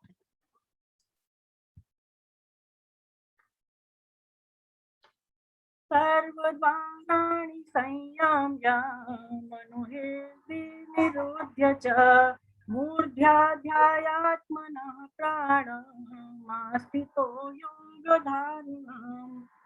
सब इंद्रियों के द्वारों को रोक कर तथा मन को हृदय में स्थित करके फिर उस जीते हुए मन के द्वारा प्राण को मस्तक में स्थापित करके परमात्मा संबंधी योग धारण में स्थित होकर वो पुरुष ओम इस अक्षर का ब्रह्म को उच्चारण करता हुआ उसके अर्थ स्वरूप मुझ निर्गुण ब्रह्म का चिंतन करता हुआ शरीर को त्याग कर जाता है, वह पुरुष परम गति को प्राप्त हो जाता है। यहाँ पर हमने 12वां और 13वां श्लोक साथ में ही ले लिया है ना। देखिए इसमें भगवान कह रहे हैं कि सब इंद्रियों को द्वारों को रोक करके, मतलब हमारी जो 10 इंद्रियां हैं, 5 ज्ञानेंद्रियां और 5 कर्मेंद्रियां को योगी लोग रोक लेते हैं। मन को हृदय में स्थापित करना, मन को हृदय में स्थापित करने से मतलब यह है कि मन को विषयों की तरफ ना जाने दें। प्राणों को मस्तक में स्थापित करना, देखिए जो योगी लोग होते हैं वो प्राणों पर विजय पा लेते हैं। हमने पहले ही देखा था कि 3 प्रकार के जो है अभ्यास होते हैं, पूरक, रेचक और कुंभक। तो जब इस प्रकार से वो अभ्यास करते हैं तो वो प्राणों को रोक सकते हैं, पहले तो कई दिनों तक और फिर वो महीनों तक अपने प्राणों को रोके रहते हैं। ऐसा वो प्राण पर उनका अधिकार हो जाता है। यहाँ पर जो ओम शब्द आया है वो भगवान के निराकार ब्रह्म का वाचक है ना, ये निराकार ब्रह्म का वाचक है। तो ऐसा जो ध्यान योगी होता है, जब इस प्रकार से इस विधि से ध्यान करता है तो भगवान कहते हैं कि फिर वो परम गति को ही प्राप्त हो जाता है, यानी भगवान का जो निर्गुण स्वरूप है उसको वो प्राप्त कर लेता है। 14वां श्लोक, अनन्यचेतः सततं यो मां स्मरति नित्यशः तस्याहं सुलभः पार्थ नित्ययुक्तस्य योगिनिः। तो यहाँ पर पहली चीज भगवान कह रहे हैं कि अनन्य चेता, हे प्रथानंदन, अनन्य चित्त वाला जो मनुष्य मेरा नित्य निरंतर स्मरण करता है, उस नित्य निरंतर मुझ में लगे हुए योगी के लिए मैं सुलभ हूँ, अर्थात उसको सुलभता से प्राप्त हो जाता हूँ। तो अनन्य चित्त वाले से क्या मतलब है? स्वामी जी इसके बारे में समझाते हैं कि जिसके चित्त में भोग और ऐश्वर्य का किंचित मात्र भी चिंतन नहीं है, जिसके अंतःकरण में भगवान के सिवाय किसी और का आश्रय नहीं है, महत्व नहीं है, वह अनन्य चित्त वाला कहा जाता है। जैसे प्रतिव्रता स्त्री होती है तो वो पति के ही परायण होती है, शिष्य जो होता है वो गुरु के परायण होता है, इसी प्रकार से पुत्र जो होता है वो पिता के ही परायण होता है। ऐसे ही जो भक्त होता है वो केवल भगवान के ही परायण हो जाता है। भगवान यहाँ पर कह रहे हैं कि जो निरंतर स्मरण करता है, निरंतर को संस्कृत में सततम कहा है यहाँ पे। तो सततम का क्या अर्थ होता है कि जब से नींद खुले तब से गाढ़ी नींद आने तक जो मेरा स्मरण करता है, नींद खुलने से लेकर के गाढ़ी नींद आने तक जो श्री कृष्ण का स्मरण करता है। और इसका ये भी अर्थ है नित्य का कि जिस दिन से उसने इस बात को पकड़ा उस दिन से लेकर के मृत्यु पर्यंत तक जो मेरा ही स्मरण करता है। इसका मतलब कि जो भगवान को कभी नहीं भूलता, जो निरंतर भगवान में लगा है, भगवान कह रहे हैं उसको मैं सुलभ हूँ, उसको सुलभता से प्राप्त हो जाता हूँ। स्वामी जी समझाते हैं कि जैसे ब्राह्मण होता है तो ब्राह्मण यदि अपने ब्राह्मण पने को याद करे अथवा ना करे, उससे उसके ब्राह्मण पने में कोई फर्क नहीं पड़ता। ऐसे ही जब साधक ये मानता है कि मैं केवल कृष्ण का हूँ और कृष्ण ही मेरे हैं, तो इस संबंध में दृढ़ रहने वाला जो व्यक्ति है वो भगवान कह रहे हैं कि वो उसके लिए मैं सुलभ हूँ, और उसी को नित्य युक्ता भी कहा जाता है। लेकिन यदि मनुष्य भूल से देखिए शरीर और संसार को अपना मान ले और भगवान को अपने से अलग मान ले, तो फिर क्या होगा कि वो भवबंधन में पड़ जाएगा, वो जन्म मृत्यु के चक्र में पड़ जाएगा। पर जब ये धारणा मिट जाती है उल्टी, तब फिर भगवान कहते हैं कि ऐसे भक्तों को मैं सुलभ हो जाता हूँ। देखिए भगवान ने 7वें अध्याय में ये कहा था 19वें श्लोक में कि ऐसे महात्मा अत्यंत दुर्लभ हैं, जो कि सब समय में मेरा ही स्मरण करें, जो मेरे को ही सब कुछ समझें। ऐसे महात्मा अत्यंत दुर्लभ है। इसके बारे में कहा भी है कि हरि दुर्लभ नहीं जगत में, हरिजन दुर्लभ हुए, हरि हरि हेर यहाँ सब जग मिले, हरिजन कहीं एक हुए। मतलब भगवान तो हर जगह ही उपलब्ध है, भगवान को ढूंढना मुश्किल नहीं है, लेकिन भगवान के प्रेमी भक्त को कहीं कहीं पर ही मिलते हैं। देखिए ये जो 8 से लेकर 13 तक जो श्लोक आए, इसमें भगवान के निर्गुण निराकार के स्मरण के बारे में भगवान ने बताया, जिसमें कि प्राणायाम की मुख्यता है। और इसको सिद्ध करना बड़ा ही कठिन है ये चीजें करना, परंतु भगवान को याद रखने में तो कोई कठिनाई है ही नहीं। भगवान को याद करना कोई क्या बड़ा काम है? नहीं है। तो इसीलिए भगवान जो है अपने आप को सुलभ कहते हैं अगर उनको कोई याद करे। स्वामी जी कहते हैं कि साधक का कृष्ण के साथ नित्य संबंध है ही, और यदि वो इस संबंध को मान करके शरीर मन बुद्धि इनके सहित अपने आप को भगवान के अर्पण कर दे, तो फिर उसको अंत समय में अपनी गति के बारे में जरा भी चिंता करने की आवश्यकता है नहीं, क्योंकि उसको भगवान याद आएंगे ही आएंगे। ये जो साधन है भगवान को याद करने रूपी वाला, ये क्रियाजन्य नहीं है, अभ्यास जन्य भी नहीं है, ये तो स्वाभाविक संबंध की जागृति है और इसमें कठिनता का नामो निशान है नहीं। इसलिए भगवान ने अपने आप को सुलभ बताया। जैसे यदि कोई का बच्चा खो जाए कहीं पे और वो दूसरों को अगर उसके पास आए, उसको बोले कि मैं तेरा माँ हूँ या मैं तेरा पिता हूँ, तो क्या वो उसको मानेगा अपना माता पिता? नहीं। जब उसके असली माता पिता आकर के उसको बोलेंगे कि हम तेरे माता पिता हैं, तो ही वो उनको जो है अपना मानेगा। तो इसका मतलब ये है कि जब तक हम अपने असली परम पिता परम माता को, जो भगवान है, उनको नहीं पहचान लेते, तब तक जो है हम जो है भटकते ही रहेंगे। परंतु जिस दिन हमने उनको पहचान लिया, जिस दिन उनके साथ अपना संबंध दृढ़ मान लिया, तो उस दिन तो भगवान हमें सुलभ ही है, ऐसा ये श्लोक कहता है। देखिए, एक होता है करना और एक होता है होना। तो क्रियाओं को तो करना पड़ता है, पर जो स्मरण होता है, जो याद होती है, ये स्वतः ही होती है। और याद के लिए, स्मरण के लिए जो खास कारण है वो है अपनापन। जब भगवान से अपनापन हो जाता है, प्रेम हो जाता है, तो भगवान को याद करना नहीं पड़ता, फिर भगवान स्वतः ही हमें याद आते हैं। और स्वामी जी इसके बारे में विलक्षण बात बताते हैं श्लोक के बारे में कि देखिए, वास्तव में भगवान को नित्य प्राप्त ही है, मिले हुए हैं भगवान हमें। तो जो चीज मिली हुई है उसके लिए सुलभ या दुर्लभ कहना बनता ही नहीं। लेकिन लोगों ने भगवान को अपने लिए दुर्लभ मान रखा है, इसलिए इस व्यक्ति को मिटाने के लिए, इस धारणा को मिटाने के लिए ही भगवान श्री कृष्ण हमें अपने आप के लिए सुलभ बता रहे हैं। भक्तों के लिए वो अपने आप को सुलभ बताते हैं। अगला श्लोक, 15वां श्लोक। मामुपेत्य पुनर्जन्म दुःखालयमशाश्वतम् नाप्नुवन्ति महात्मानः संसिद्धिं परमां गतः। ये इस अध्याय का बहुत ही महत्वपूर्ण श्लोक है। ये भी, इसमें भगवान कहते हैं कि महात्मा लोग मुझे प्राप्त करके दुखालय अर्थात दुखों के घर और अशाश्वत अर्थात निरंतर बदलने वाले पुनर्जन्म को प्राप्त नहीं होते, क्योंकि वे परम सिद्धि को प्राप्त हो गए हैं, अर्थात उनको परम प्रेम की प्राप्ति हो गई है। तो देखिए, इस पुनर्जन्म को भगवान इस श्लोक में क्या कह रहे हैं कि दुखालयम शाश्वतम। स्वामी जी समझाते हैं कि यदि कोई भगवान का दर्शन कर ले या फिर भगवान को तत्व से जान लेता है, तो फिर उसका पुनर्जन्म नहीं होता। किसी भी प्रकार के शरीर को धारण करने में देखिए दुख है, किसी भी प्रकार के शरीर को। इसीलिए भगवान ने पुनर्जन्म को दुखालय कहा। एक जो छोटा शिशु होता है, जो नवजात शिशु होता है, जब वो जेल से बाहर आता है, तो उस समय उसको बड़ा दर्द होता है। देखिए, ऐसा कहते हैं कि उसको इतना दर्द होता है जितना कि यदि कोई किसी मनुष्य के शरीर की चमड़ी उखाड़े, यदि किसी मनुष्य के शरीर की चमड़ी उतारते हैं, तो उतना ज्यादा भयंकर दर्द उस शिशु को होता है। परंतु वो शिशु जो नवजात होता है, वो अपनी पीड़ा को कहने में असमर्थ होता है, अपने दुख को बता पाने में असहाय होता है। और जब वो शिशु थोड़ा बड़ा होता है, जब वो पलता है, तो पलते समय भी देखिए उसको बड़ा कष्ट होता है। उसको यदि पेट में दर्द हो जाए तो क्या वो बता पाएगा? यदि उसको भूख लगी है तो वो बता पाएगा? उसको मच्छर मक्खी काटे तो बताएगा? नहीं बता पाएगा। तो पलते समय भी उसको बड़ा कष्ट होता है और वो रो रो करके अपनी बात बताता है। और इसके बाद थोड़ा और बड़ा होता है तो क्या होता है कि उसको खिलौना की इच्छा होती है। आजकल के तो बच्चों को तो मोबाइल की भी इच्छा होती है। तो आज जो बच्चे होते हैं वो कई चीजें मांगते हैं, और जब उनकी मनचाही चीज उनको नहीं मिलती है तो क्या होता है, उनको बड़ा ही दुख होता है।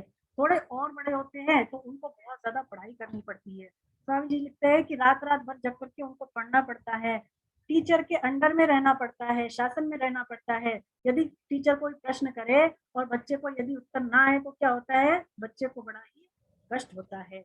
परीक्षा में यदि बच्चा फेल हो जाए तो बहुत दुखी हो जाते हैं। कई कई बच्चे तो इतना दुखी हो जाते हैं कि वो आत्महत्या तक कर लेते हैं। इसका मतलब कि बचपन जो है हमारा, वो भी सुख भरा नहीं है, वो भी दुखों वाला ही रह गया है।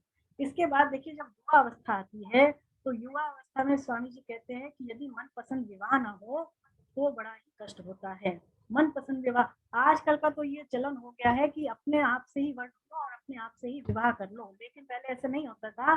पहले घर वालों की अनुमति से, बड़े बड़ों के आशीर्वाद से ही विवाह हुआ करते थे और वो विवाह सक्सेस भी होते थे।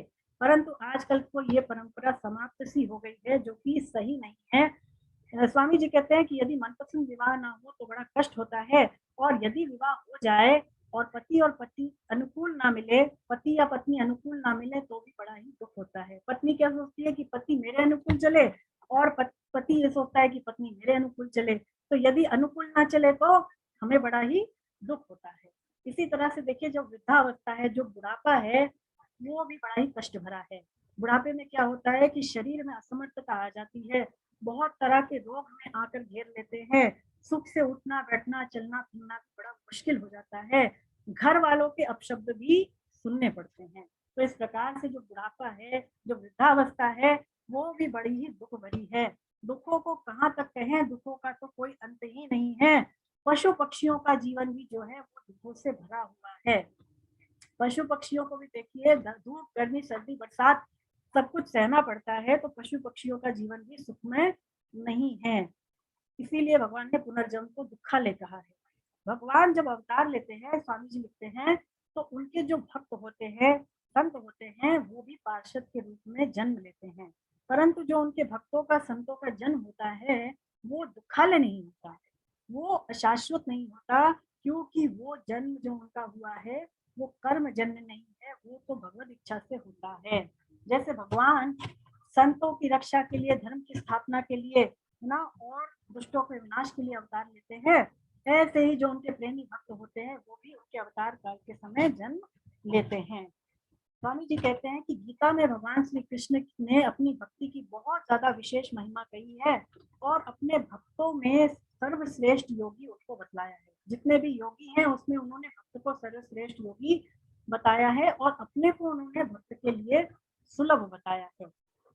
देखिए, जब हम लोग 7वें अध्याय में थे, तो उसमें भगवान ने ये कहा था 19वें श्लोक में कि ये सारा का सारा जो संसार है वो मेरा ही स्वरूप है। और अब यहाँ इस श्लोक में ये क्या कह रहे हैं कि ये संसार तो दुखालय है। तो ये दोनों विपरीत बातें हो गई ना। एक तरफ तो वो कहते हैं कि संसार मेरा ही स्वरूप है, और दूसरी तरफ वो इस श्लोक में कह रहे हैं कि संसार दुखों का घर है। तो ये दोनों बातें कैसे हो सकती हैं? इसका अर्थ स्वामी जी बताते हैं कि केवल यही है कि देखिए, जो इस संसार से सुख लेना चाहते हैं, जो इस संसार से केवल अपने स्वार्थ की पूर्ति करना चाहते हैं, ऐसे मनुष्यों के लिए तो ये संसार भयंकर दुख देने वाला है। परंतु जो इस संसार की चीजों से, संसार की क्रियाओं से दूसरों की सेवा करते हैं, उनके लिए ये संसार कृष्ण का ही स्वरूप है, उनके लिए श्री कृष्ण का ही ये रूप है। सुख की आशा, कामना और भोग ही महान दुख के कारण हैं। जिस क्षण हमारे अंदर सुख बुद्धि का त्याग होता है, उस क्षण कृष्ण की प्राप्ति हो जाती है। देखिए, जो व्यक्ति सुख ले रहा है, उसको दुख भोगना ही पड़ता है, ऐसा नियम है, ऐसा नियम बताया है संतों ने। और महात्मा लोगों के लिए ये संसार भगवत स्वरूप ही है। क्यों?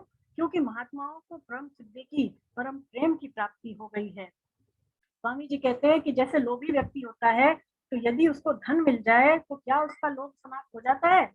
उसका लोभ समाप्त नहीं होता, अभी तो उसका लोभ तो और बढ़ता ही जाता है। ऐसे ही जो भगवान के प्रेमी भक्त हैं, जो कृष्ण प्रेमी हैं, उनको यदि कृष्ण के बारे में पता चल जाए कि ये मेरे जो है अंशी हैं, तो फिर उनके अंदर जो अनंत प्रेम की भूख है, वो कभी समाप्त नहीं होती, वो सदा बढ़ती ही जाती है। और यही परम सिद्धि है।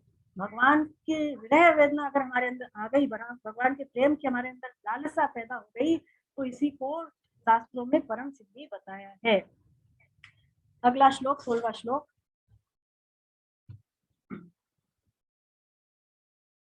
आ ब्रह्म भूवर्ण लोका पुनरावर्तिनोऽर्जुन मामुपेत्य तु कौन्तेय पुनर्जन्म न विद्यते।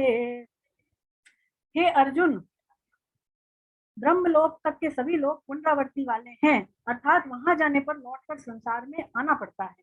परंतु हे कौन्तेय, मुझे प्राप्त होने पर पुनर्जन्म नहीं होता। ब्रह्मलोक तक के लोग भगवान कह रहे हैं। ब्रह्मलोक तक के लोग से मतलब ये है कि ब्रह्मलोक और उससे नीचे वाले लोग, ब्रह्मलोक सबसे ऊंचा है, तो ब्रह्मलोक और उससे नीचे वाले लोकों में रहने वाले जितने भी प्राणी हैं, उनके यदि पुण्य समाप्त हो जाते हैं, तो देखिए उनको लौटकर इस संसार में आना पड़ता है। देखिए, जितनी भी भोग भूमियां हैं, भोग वाली भूमियां हैं, उसमें ब्रह्मलोक जो है सबसे श्रेष्ठ है, सबसे श्रेष्ठ है। ऐसा लिखते हैं स्वामी जी कि मृत्यु लोक, ये जो हम संसार में रह रहे हैं, इसको क्या कहा जाता है? मृत्यु लोक। तो मृत्यु लोक से 100 गुना अधिक सुख जो होता है वो देवताओं का होता है, यानी देवलोक का। स्वर्ग का जो सुख है वो इस मनुष्य लोक से, मृत्यु लोक से 100 गुना अधिक होता है। और उन देवलोक के देवताओं से भी 100 गुना अधिक जो सुख है वो अजान देवताओं का होता है। अजान देवता कौन होते हैं? जो कि कल्प के आदि में देवता बनते हैं और कल्प के अंत तक वो देवता ही बने रहते हैं। तो अजान देवताओं का जो सुख है वो से भी कहीं बढ़ के है। इन अजान देवताओं के सुखों से भी 100 गुना अधिक जो सुख है वो इंद्र का माना गया है, और इंद्र के सुख से भी 100 गुना अधिक सुख जो है वो ब्रह्मलोक का है, और उस ब्रह्मलोक के सुख से भी अनंत गुना अधिक सुख जो होता है वो कृष्ण के शुद्ध भक्त का होता है। यानी भगवत प्राप्ति का जो सुख है वो कभी नष्ट नहीं होता, वो सदैव बना ही रहता है। तो इसीलिए हमें जो है केवल भगवान से ही जो है अनंत प्रेम और अनंत सुख मिल सकता है, ऐसा ये श्लोक कहता है। अगली बात स्वामी जी कहते हैं कि जीव जो है वो कृष्ण का ही अंश है। ऐसा कहाँ कहेंगे भगवान कि ममैव अंशो जीव लोक के जीव भूत सनातन। ये बात भगवान 15वें अध्याय के 7वें श्लोक में कहते हैं कि जीव तो मेरा ही अंश है, और जहां से वो लौट कर नहीं आता वो मेरा परम धाम है। तो यहाँ पर एक शंका उत्पन्न होती है कि जब जीव भगवान का ही अंश है और जहां से वो लौट कर नहीं आता वो उनका परम धाम है, तो जीव सदैव ही भगवान के धाम में क्यों नहीं चला जाता, वहां से लौट करके इस संसार में क्यों आता है? तो देखिए इसका उत्तर ये है कि जीव ने ही संसार में ममता आसक्ति पैदा कर ली। संसारिक चीजों में, धन संपत्ति में, जमीन जायदाद में, घर परिवार में उसने ममता आसक्ति पैदा कर ली, तो इसीलिए फिर उसको शरीर को छोड़ने के बाद वापस इस संसार में आना पड़ता है। चाहे वो मनुष्य बन करके आए, चाहे पशु पक्षी बन करके आए, पर आना तो पड़ता ही है। ये उसी तरह से है जैसे हम कोई सत्संग, यदि सत्संग में जाएं और सत्संग में अपनी कोई चीज भूल जाएं, तो क्या हम दोबारा नहीं जाएंगे सत्संग में उस चीज को लेने के लिए? बिल्कुल जाएंगे। तो ऐसे ही यदि संसार में हमने ममता आसक्ति छोड़ रखी है तो भगवान फिर हमें वापस इस संसार में भेज देते हैं। देखिए जो देवलोक का सुख है, स्वामी जी कहते हैं वो तो रेलगाड़ी में बैठने जैसा है। तो रेलगाड़ी में जब हम सफर करते हैं तो क्या होता है कि बहुत अच्छी अच्छी हमको फैसिलिटीज मिलती है ना, बहुत अच्छा सा बिस्तर मिलता है, खाने की अच्छी अच्छी चीजें मिलती है, एसी कंपार्टमेंट मिलता है, और इसके अलावा बहुत सारे मनोरंजन के साधन मिलते हैं। परंतु क्या वो चीजें हमें हमेशा भोगने के लिए मिली है, हमेशा सुख लेने के लिए मिली है? एक न एक दिन तो जब स्टॉपेज आता है तो उतरना ही पड़ेगा। ऐसे ही यदि हम ब्रह्मलोक तक भी चले गए तो भी वो हमारी अंतिम जो है जर्नी नहीं है, वहां से भी हमें संसार में वापस आना पड़ता है, ऐसा भगवान कहते हैं।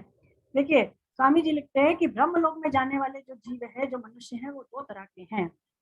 एक तो वो है जो कि सुख भोगने के उद्देश्य से यहाँ पर पुण्य कर्म करते हैं, इस पृथ्वी पर वो पुण्य कर्म करते हैं और फिर वो स्वर्ग आदि लोकों में जाकर के असीम भोगों को भोगते हैं। एक तो इस तरह के लोग हैं। दूसरे वो होते हैं जिन्होंने कृष्ण प्राप्ति के लिए साधन किया, भगवान की प्राप्ति के लिए जो साधन में लगे हुए हैं, परंतु यदि किसी भी कारण से वो अंत समय में विचलित हो जाते हैं तो फिर वो लोग भी ब्रह्मलोक तक जाते हैं। लेकिन हमने जैसे पढ़ा कि ब्रह्मलोक तक जाने पर भी उनके अंदर भोगों के प्रति अरुचि ही रहती है, और देखिए वहां पर वो लोग ब्रह्मा जी के साथ मुक्त हो जाते हैं ब्रह्मलोक में जाकर के, जिसको कि क्रम मुक्ति कहा है, क्रम मुक्ति कहा है। हमारा जो पुनर्जन्म होता है, देखिए जो संसार में आना पड़ता है, उसका खास कारण यही है कि हम इस संसार से सुख जाते हैं, सुखासक्ति के कारण ही इस संसार में वापस बार बार आना पड़ता है। और स्वामी जी कहते हैं जो सुख की आखिरी हद है वो ब्रह्मलोक है। ब्रह्मलोक तक भी हम चले जाएं तो हम सुखी नहीं हो सकते, वो चीजें हमें सुखी नहीं कर सकती। जीव धोखे में रहता है, जीव धोखे में रहता है कि मुझे सुख मिल जाएगा, लेकिन जब तक हम अपने अंशी परमात्मा को नहीं प्राप्त कर लेते हमारे अंदर सेटिस्फेक्शन नहीं होगा, दुख बना ही रहेगा। जैसे एक और मैं आपको उदाहरण दूं कि एक बच्चा है, उसके सामने आप 10 माओं को ला करके खड़ा कर दीजिए, तो क्या वो बच्चा उन माओं को देख करके संतुष्ट हो जाएगा? वो उनको अपनी माँ कह लेगा? प्रसन्न होगा? नहीं होगा। जब तक उसकी अपनी माँ उसको नहीं मिल जाएगी, उसकी अपनी माँ उसको गले नहीं लगाएगी, वो संतुष्ट नहीं होगा। इसी प्रकार से जब तक हम भगवान को नहीं प्राप्त कर लेते, भगवान के नाम को, तो हमारे अंदर अनंत सुख नहीं आ सकता। अगला श्लोक 17वां श्लोक। सहस्रयुग पर्यंत्य महर्य ब्रह्मणो विदु युग सहस्रांतम तेह रात्र विदो जनः। जो मनुष्य ब्रह्मा के 1000 चतुर्युगी वाले एक दिन को और जो 1000 चतुर्युगी वाली एक रात्रि को जानते हैं, वह मनुष्य ब्रह्मा के दिन और रात को जानने वाले हैं। तो यहाँ पर भगवान करें 1000 चतुर्युगी क्या होता है, इसका अर्थ इसको समझते हैं।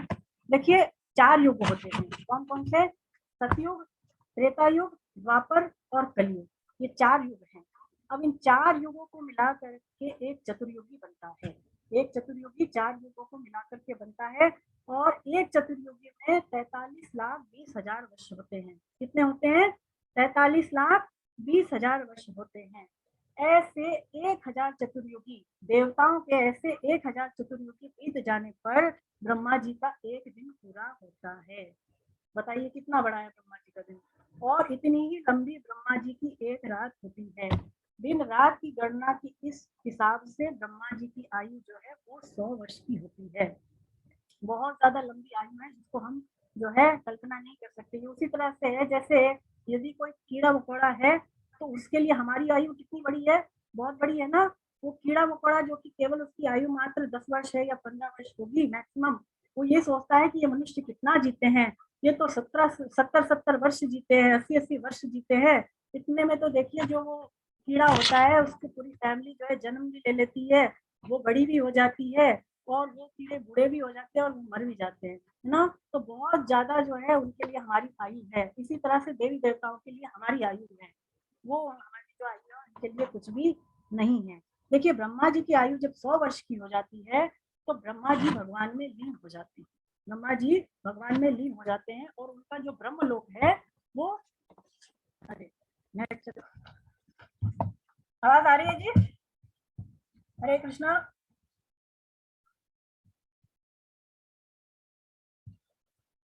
आप सबको आवाज आ रही है मेरी? सरोज जी आ रही है। हाँ ठीक है ठीक। तो जब ब्रह्मा जी की आयु 100 वर्ष की हो जाती है तो ब्रह्मा जी भगवान में लीन हो जाते हैं और उनका जो ब्रह्मलोक है वो प्रकृति में लीन हो जाता है और प्रकृति जो है वो भी श्री कृष्ण में लीन हो जाती है।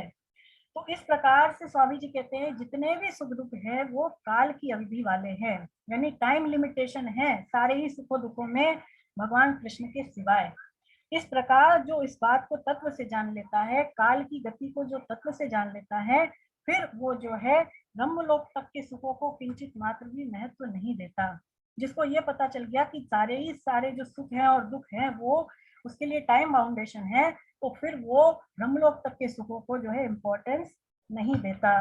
देखिए मनुष्यों का जो एक साल है, मनुष्यों का जो एक साल है वो देवताओं के एक दिन और रात के बराबर है ना। जैसे 6 महीने का तो उनका दिन होता है, हमारे लिए जो 6 महीने उनका वो एक दिन है, और हमारे जो 6 महीने की रात है, मतलब 6 महीना जो हमारा है वो उनके लिए एक रात के बराबर है, जिसको कि उत्तरायण कहते हैं। 6 महीने का दिन उत्तरायण और 6 महीने की जो रात है वो दक्षिणायन मानी गई है। और मनुष्यों के जब 30 वर्ष बीतते हैं तो देखिए देवताओं का केवल 1 महीना बीतता है। मनुष्य की आयु जब 30 वर्ष की हो जाती है तो देवता का वो कितना टाइम बीता? केवल 1 महीना। और जब मनुष्य के 360 वर्ष बीत जाते हैं तो देवताओं का 1 साल पूरा होता है। आप समझिए हमारे कितने जन्म हो गए? 360 वर्ष हमने जब जन्म हमने ले लिया तब देवताओं का जो है 1 वर्ष हुआ। 4 युग जो हमारे होते हैं वो मिलाकर के देवताओं का एक दिव्य युग बनता है जिसको कि चतुर्युगी कहते हैं। और जैसे चतुर्युगी में मैंने आपको बताया कितने वर्ष होते हैं? 43,20,000 वर्ष होते हैं। कलयुग की जो आयु बताई है वो 4,32,000 वर्ष है। कलयुग की आयु 4,32,000 वर्ष है और कलयुग का ही दुगना द्वापर है। कलयुग की आयु से डबल जो है वो द्वापर है, यानी 2 से आप इसको मल्टीप्लाई करिए। और कलयुग का तिगुना जो है वो त्रेता माना गया है और कलयुग का चौगुना जो है वो सतयुग माना गया है ना। इसको आप 4 से मल्टीप्लाई। तो इस प्रकार से आप देखिए कि ये जो गणना है वो कितनी ज्यादा विलक्षण है। इस प्रकार से जो काल की गणना को जान लेता है, काल को सूत्र से जान लेता है, फिर भगवान कह रहे हैं कि वो वास्तव में जो है उसका भोगों में किंचित मात्र भी उसकी स्पृहा नहीं रहती। अगला श्लोक 18वां श्लोक।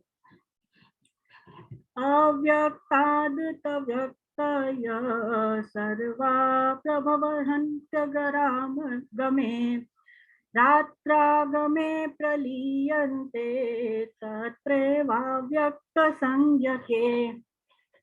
ब्रह्मा के दिन के आरंभ काल में अव्यक्त यानी ब्रह्मा जी के सूक्ष्म शरीर से संपूर्ण शरीर पैदा होते हैं और ब्रह्मा जी की रात के आरंभ काल में उस अव्यक्त नाम वाले ब्रह्मा जी के सूक्ष्म शरीर में ही संपूर्ण शरीर लीन हो जाते हैं। तो यहाँ पर जो अव्यक्त शब्द आया है वो ब्रह्मा जी के सूक्ष्म शरीर का वाचक है। देखिए जैसे जैसे हम सोते हैं तो क्या होता है, हम इस संसार को भूल जाते हैं और जब हम जगते हैं तो फिर ये संसार हमें फिर से याद आ जाता है।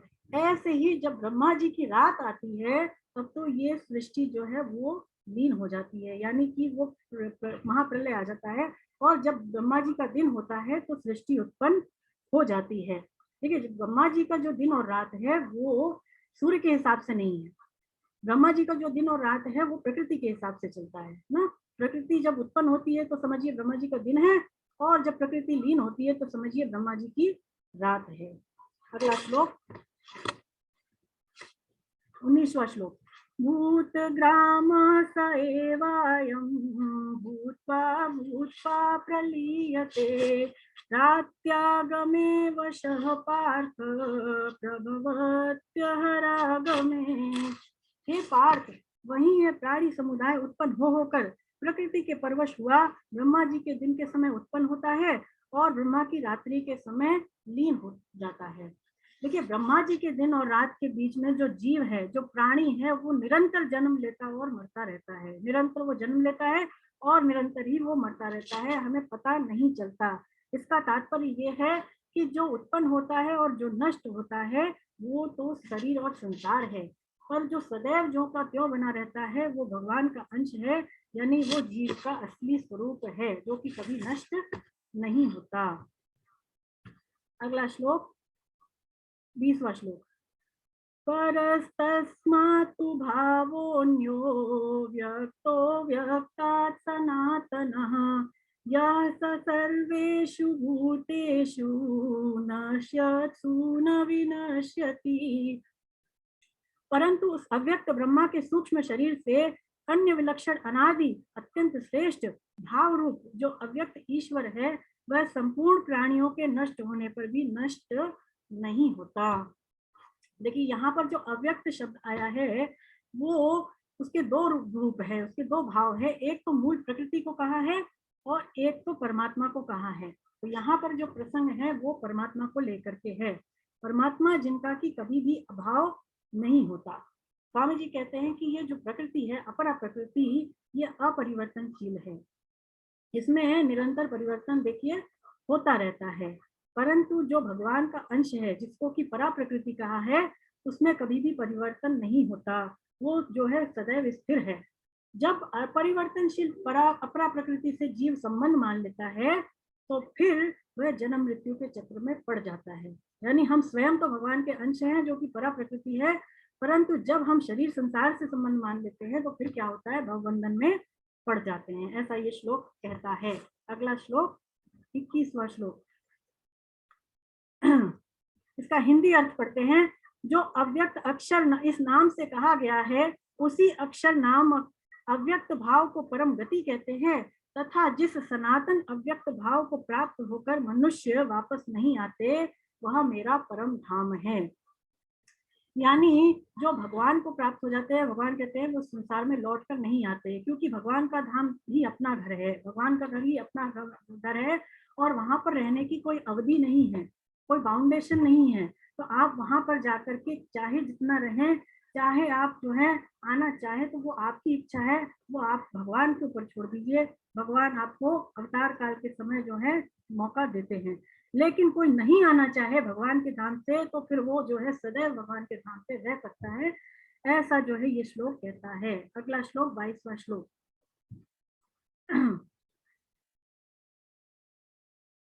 पुरुषः स परः पार्थ भक्त्या लभस्त्वनन्यया यस्यान्तस्थानि भूतानि येन सर्वमिदं ततम्। हे पार्थ, संपूर्ण प्राणी जिसके अंतर्गत है और जिससे यह संपूर्ण संसार व्याप्त है, वह परम पुरुष परमात्मा को केवल अनन्य भक्ति से प्राप्त होने योग्य है। तो भगवान यहाँ पर कह रहे हैं कि जिससे ये सारा संसार व्याप्त है। तो मानो इस श्लोक में भगवान कहते हैं कि इस संसार में सत्ता तो केवल मेरी ही है, भगवान के सिवाय और किसी की सत्ता इस संसार में है नहीं।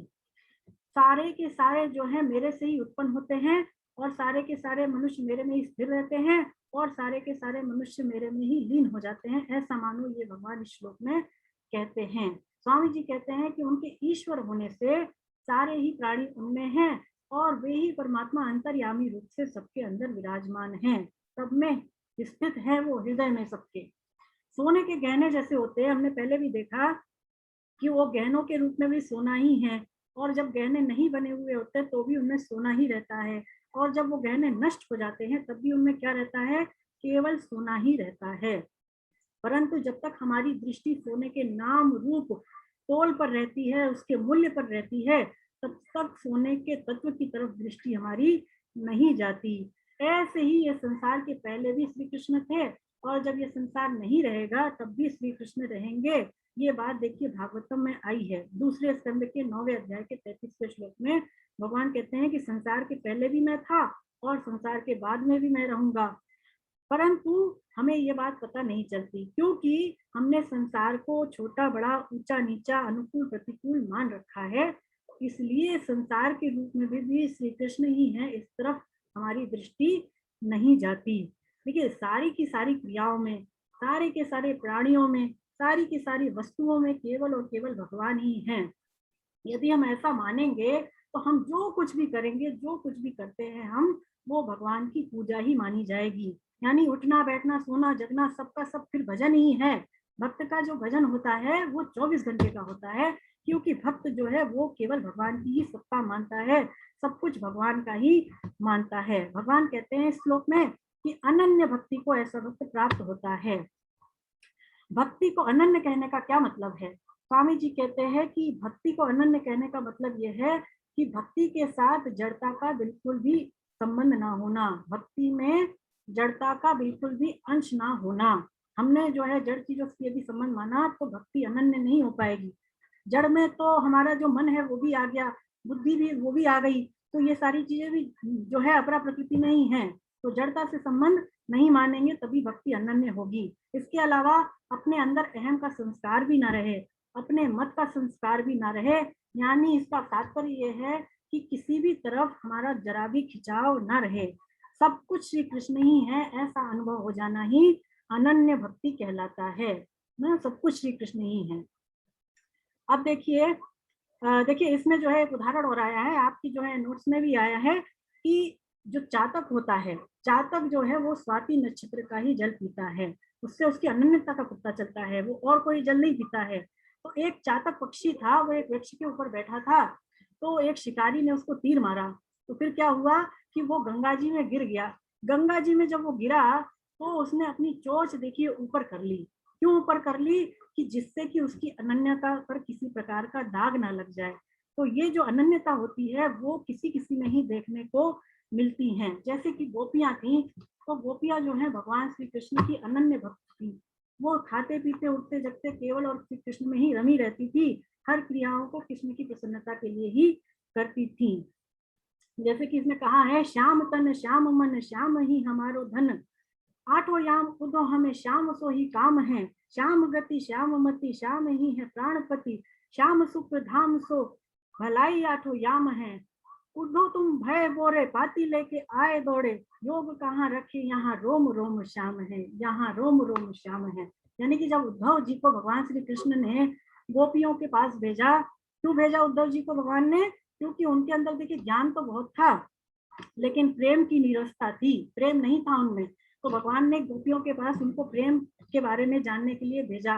और उद्धव जी जब गोपियों को समझाने लगे, देखो तुम्हारे ये जो श्री कृष्ण है ये जो है ब्रह्म है, तुम क्या इनके लिए विलाप कर रही हो, क्यों इनको जो है साधारण मनुष्य मान करके और इनके लिए इतनी व्याकुल हो रही हो, ये तो सच्चिदानंद घन है, सर्वत्र है, परम ब्रह्म है। ऐसी ऐसी जब वो ज्ञान की बातें उनके सामने करने लगे तो भगवान, तो उद्धव जी से गोपियां यही बात कहती है जो मैंने आपको अभी बताई, कि हमें तो वो ही श्याम सलोना भाता है जो कि ग्वाला है, जो कि गैया चराता है, और हमारा तो हमें तुम्हारे ये ब्रह्म से जो निर्गुण तत्व है इससे हमें कोई लेना देना है नहीं।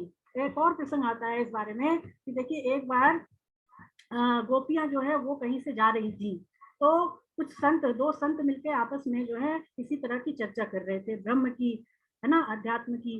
तो गोपियों ने ये बात सुन ली, तो एक गोपी दूसरे दो गोपी से पूछती है, ये महात्मा क्या बात कर रहे थे कि ये ब्रह्म होता है, ये निर्गुण निरातत्व होता है ना, ऐसे ऐसे क्या बोल रहे थे ये लोग। तो दूसरी गोपी कहती है, अरे क्या पता, होंगे कोई अपने लाला के रिश्तेदार, अपने लाला के ही कोई पहचान के होंगे। तो यानी उनको बिल्कुल भी ज्ञान नहीं था कि भगवान वास्तव में है क्या, वो तो उनको केवल अपना प्रेमी के रूप में और अपने सखा के रूप में ही जो है मानती थी। ऐसा उनका अनन्य भाव था भगवान के प्रति। अब देखिए 23 से लेकर जो 27 तक श्लोक हैं, इसमें भगवान ने शुक्ल और कृष्ण मार्ग का वर्णन किया हुआ है ना। तो इनको भी हम संक्षेप में समझें। इसको जो है भगवान ने बहुत विस्तार से बताया है, परंतु इसमें जो है जो काम की बातें हैं हम उन्हीं को अपने लिए जो है लेंगे। 23वां श्लोक, इसका हिंदी अर्थ पढ़ते हैं कि हे अर्जुन, जिस काल में शरीर त्याग कर गए हुए योगी जन को वापस ना लौटने वाली गति को, और जिस काल में गए हुए वापस लौटने वाली गति को ही प्राप्त होते हैं, उस काल को अर्थात दोनों ही मार्गों को मैं अब तक कहूंगा, दोनों ही मार्गों को कहूंगा। देखिए अभी तक भगवान ने हमें अपने लोकों के बारे में बताया, किन किन लोकों में जो है कौन कौन सा मनुष्य जाता है, इस बारे में भगवान ने अभी तक हमको बताया। परंतु जो है अब भगवान हमें अपने मार्गों के बारे में बता रहे हैं। 2 प्रकार के मार्गों के बारे में भगवान हमें इस श्लोक में बताते हैं। दोनों ही प्रकार के मार्गों को जानने से पहले हम एक बात जरूर समझ लें कि देखिए कई लोग ऐसा सोचते हैं कि जो लोग उत्तरायण में मरते हैं, जो दिन में मरते हैं, या फिर जो शुक्ल पक्ष में मरते हैं, उनकी तो मुक्ति हो जाती है, उनको तो मोक्ष मिलता है। परंतु जो दक्षिणायन में मरते हैं, जो कृष्ण पक्ष में मरते हैं, जो रात में मरते हैं, उनकी मुक्ति नहीं होती। ऐसा हम लोग के अंदर धारणा बनी हुई है। देखिए ऐसा बिल्कुल भी नहीं है, ऐसा बिल्कुल भी नहीं है। मनुष्य की जो अंतिम गति होती है, वो उसका जैसा भाव होता है, उसका जैसा अंतिम चिंतन होता है, और उसके जैसे जीवन भर कर्म रहे, उसी के अनुसार ही उसकी अंतिम गति होती है। इसमें जो है समय का और इससे जगह का कोई लेना देना है नहीं। कबीरदास जी थे, कबीरदास जी को बोला गया कि जो काशी में मरते हैं लोग, उनकी तो मुक्ति हो जाती है, और जो मरघर में मरते हैं उनकी मुक्ति नहीं होती। कबीरदास जी को ये बात जची नहीं, और जब उनका अंतिम समय आया तो वो मरघर ही चले गए, मरघर ही चले गए। क्यों? क्योंकि वो इस बात को सिद्ध करना चाहते थे कि देखिए काशी में यदि कोई भगवान शंकर से भगवान शंकर का यदि नाम लेता है, भगवान शंकर से यदि राम नाम रूपी जो है उनके सामने उच्चारण करता है, तो वो मुक्ति करा देते हैं। ऐसी बात बिल्कुल भी नहीं है। यदि राम नाम को मरघर में भी लिया जाए, राम नाम का यदि मंत्र हम मरघर में भी बोलते हैं, तो भी हमारी मुक्ति हो जाती है। भगवान शंकर तब भी हमारी मुक्ति करा देते हैं। तो इस धारणा को मिटाने के लिए जो है वो मरघर में जाकर के उन्होंने प्राणों को छोड़ा।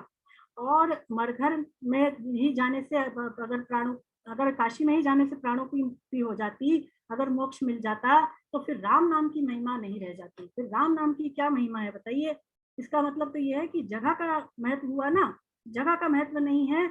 हम जो भी चिंतन कर रहे हैं, जिस भी भगवान का नाम ले रहे हैं, वो अंत समय में महत्व रखता है। तो देखिए ये जो भगवान ने श्लोक बताए हैं आगे, ये योगियों के बारे में है, ना कि साधारण मनुष्यों के बारे में। जो 24, 25, 26 श्लोक आए हैं, वो उसमें भगवान ने हमें परम सिद्ध योगियों के बारे में, और जो योगी विचलित होते हैं उनके बारे में भगवान ने कहे हैं। हम जैसे सांसारिक लोगों के बारे में उन्होंने नहीं कहे।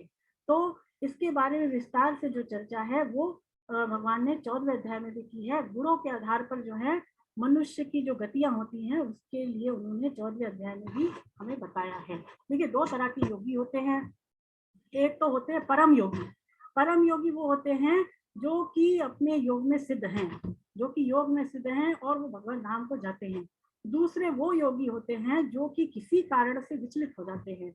यदि संसार के अंदर उनके अंदर कामनाएं रह जाती हैं थोड़ी बहुत, तो वो भी योगी ही हैं, बस थोड़े से वो विचलित हो गए है ना, लेकिन उनको भी हमें श्रेष्ठ ही मानना चाहिए। और 14वें अध्याय में जैसे मैंने आपको बताया, गुणों के आधार पर भगवान ने 3 प्रकार की गतियों के बारे में बताया है, लोकों के बारे में। एक तो होती है ऊर्ध्व गति, एक होती है मध्य गति, और एक होती है अधोगति, है ना। तो ऊर्ध्व गति में जाने वाले योगी भी कई तरह के होते हैं। एक तो वो होते हैं जो भगवान के जो है परिकर होते हैं, मतलब ऐसे भक्त जो कि भगवत धाम को ही जाते हैं, ऐसे योगी होते हैं।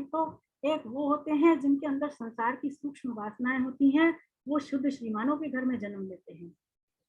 और जिनके अंदर बहुत ज्यादा वैराग्य है, ऐसे जो योगी होते हैं वो ज्ञानवान योगियों के यहाँ जन्म लेते हैं।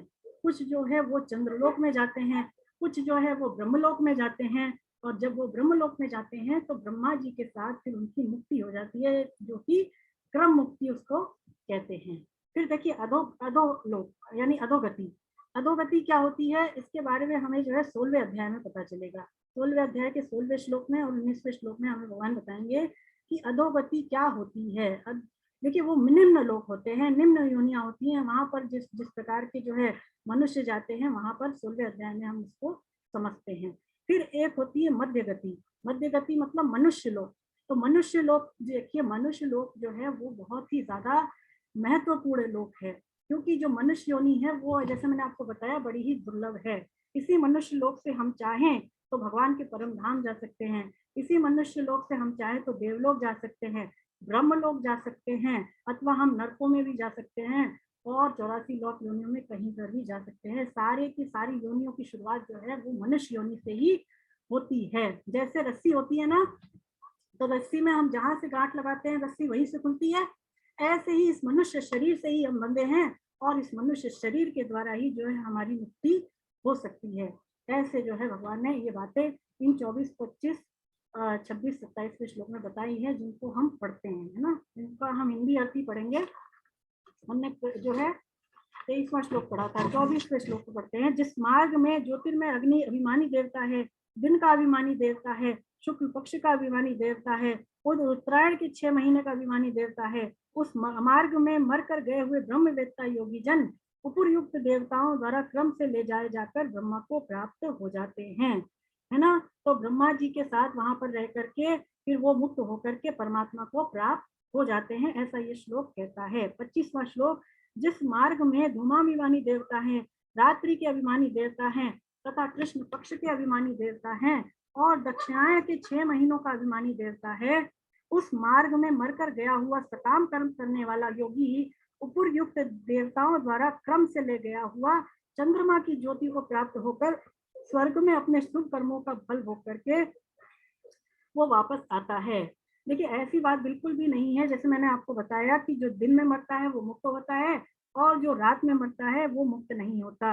ऐसा अगर होने लग गया तो फिर जो अधोगति वाले हैं वो कब मरेंगे। देखिए मरने वाला कर्मों के अनुसार ही ऊंची नीची गतियों में जाता है, ऐसा जो है कोई नियम नहीं है, कोई नियम नहीं है। मतलब कर्मों के अनुसार ही हम ऊंची नीची गतियों में जाते हैं, कोई नियम नहीं है कि हम जो है दिन में मरेंगे तो ही मोक्ष को प्राप्त करेंगे अथवा उत्तरायण अथवा जो है शुक्ल पक्ष, ऐसी कोई बात है नहीं। 26वां श्लोक। क्योंकि जगत के ये 2 प्रकार के शुक्ल और कृष्ण अर्थात देवयान और पितरायण मार्ग सनातन माने गए हैं, इनमें से एक के द्वारा गया हुआ जिसको वापस लौट करके नहीं लौट करके आना पड़ता है उस परम गति को प्राप्त होता है, और दूसरे के द्वारा गया हुआ फिर वापस आता है अर्थात जन्म मृत्यु को प्राप्त होता है। इसका अर्थ यही है श्लोक का कि देखिए परमात्मा की प्राप्ति के लिए कोई भी योनि और कोई भी लोक बाधा नहीं है, कोई भी योनि और कोई भी लोक बाधा नहीं है, ऐसा हमने लेकिन मान रखा है। 27वें श्लोक में भगवान कहते हैं कि हे पार्थ, इस प्रकार इन दोनों मार्गों को तत्व से जानकर कोई भी योगी मोहित नहीं होता। इस कारण हे अर्जुन, तू सब काल में समबुद्धि योग से युक्त होकर अर्थात निरंतर मेरी प्राप्ति के लिए साधन करने वाला हो जा। देखिए इसका ये तात्पर्य है इस श्लोक का कि कामना वाला जो मनुष्य होता है, जिसके अंदर बहुत सारी संसारिक कामनाएं हैं, ऐसा व्यक्ति तो देखिए अंत समय में मोहित हो जाता है और वो जो है उसको संसार का ही चिंतन होता है और वो जन्म मृत्यु में पड़ जाता है। परंतु जो इन 2 प्रकार के मार्गों को जान जाता है तो भगवान कहते हैं कौन से 2 मार्ग, शुक्ल और कृष्ण मार्ग, तो अगर इनको यदि वो तत्व से जानता है तो ऐसा मनुष्य निष्काम हो जाता है और फिर वो जन्म मृत्यु से मुक्त हो जाता है, उसको फिर भवबंधन से छुटकारा उसका हो जाता है, ऐसा ये श्लोक कहता है। इस अध्याय का अब जो है अंतिम श्लोक 28वां श्लोक। भगवान कहते हैं कि योगी यानी भक्त इसको जान करके वेदों में, यज्ञों में, तपों में तथा दान में जो जो पुण्य फल कहे गए हैं उन सभी पुण्य फलों का अतिक्रमण कर जाता है और आदि स्थापन परमात्मा को प्राप्त हो जाता है। देखिए शास्त्रों में जितने भी पुण्य कर्म बताए हैं, शास्त्रों में बहुत सारे पुण्य कर्म बताए हैं, यज्ञ हुए, दान हुए, तप हुए, तीर्थ हुए, व्रत हुए, बहुत सारे पुण्य कर्म हैं। तो इन सारी ही चीजों को जब हम करते हैं, इन सारे ही पुण्य कर्मों को जो हम करते हैं तो इनका जो हमें फल मिलता है वो नाशवान मिलता है, विनाशी फल ही मिलता है।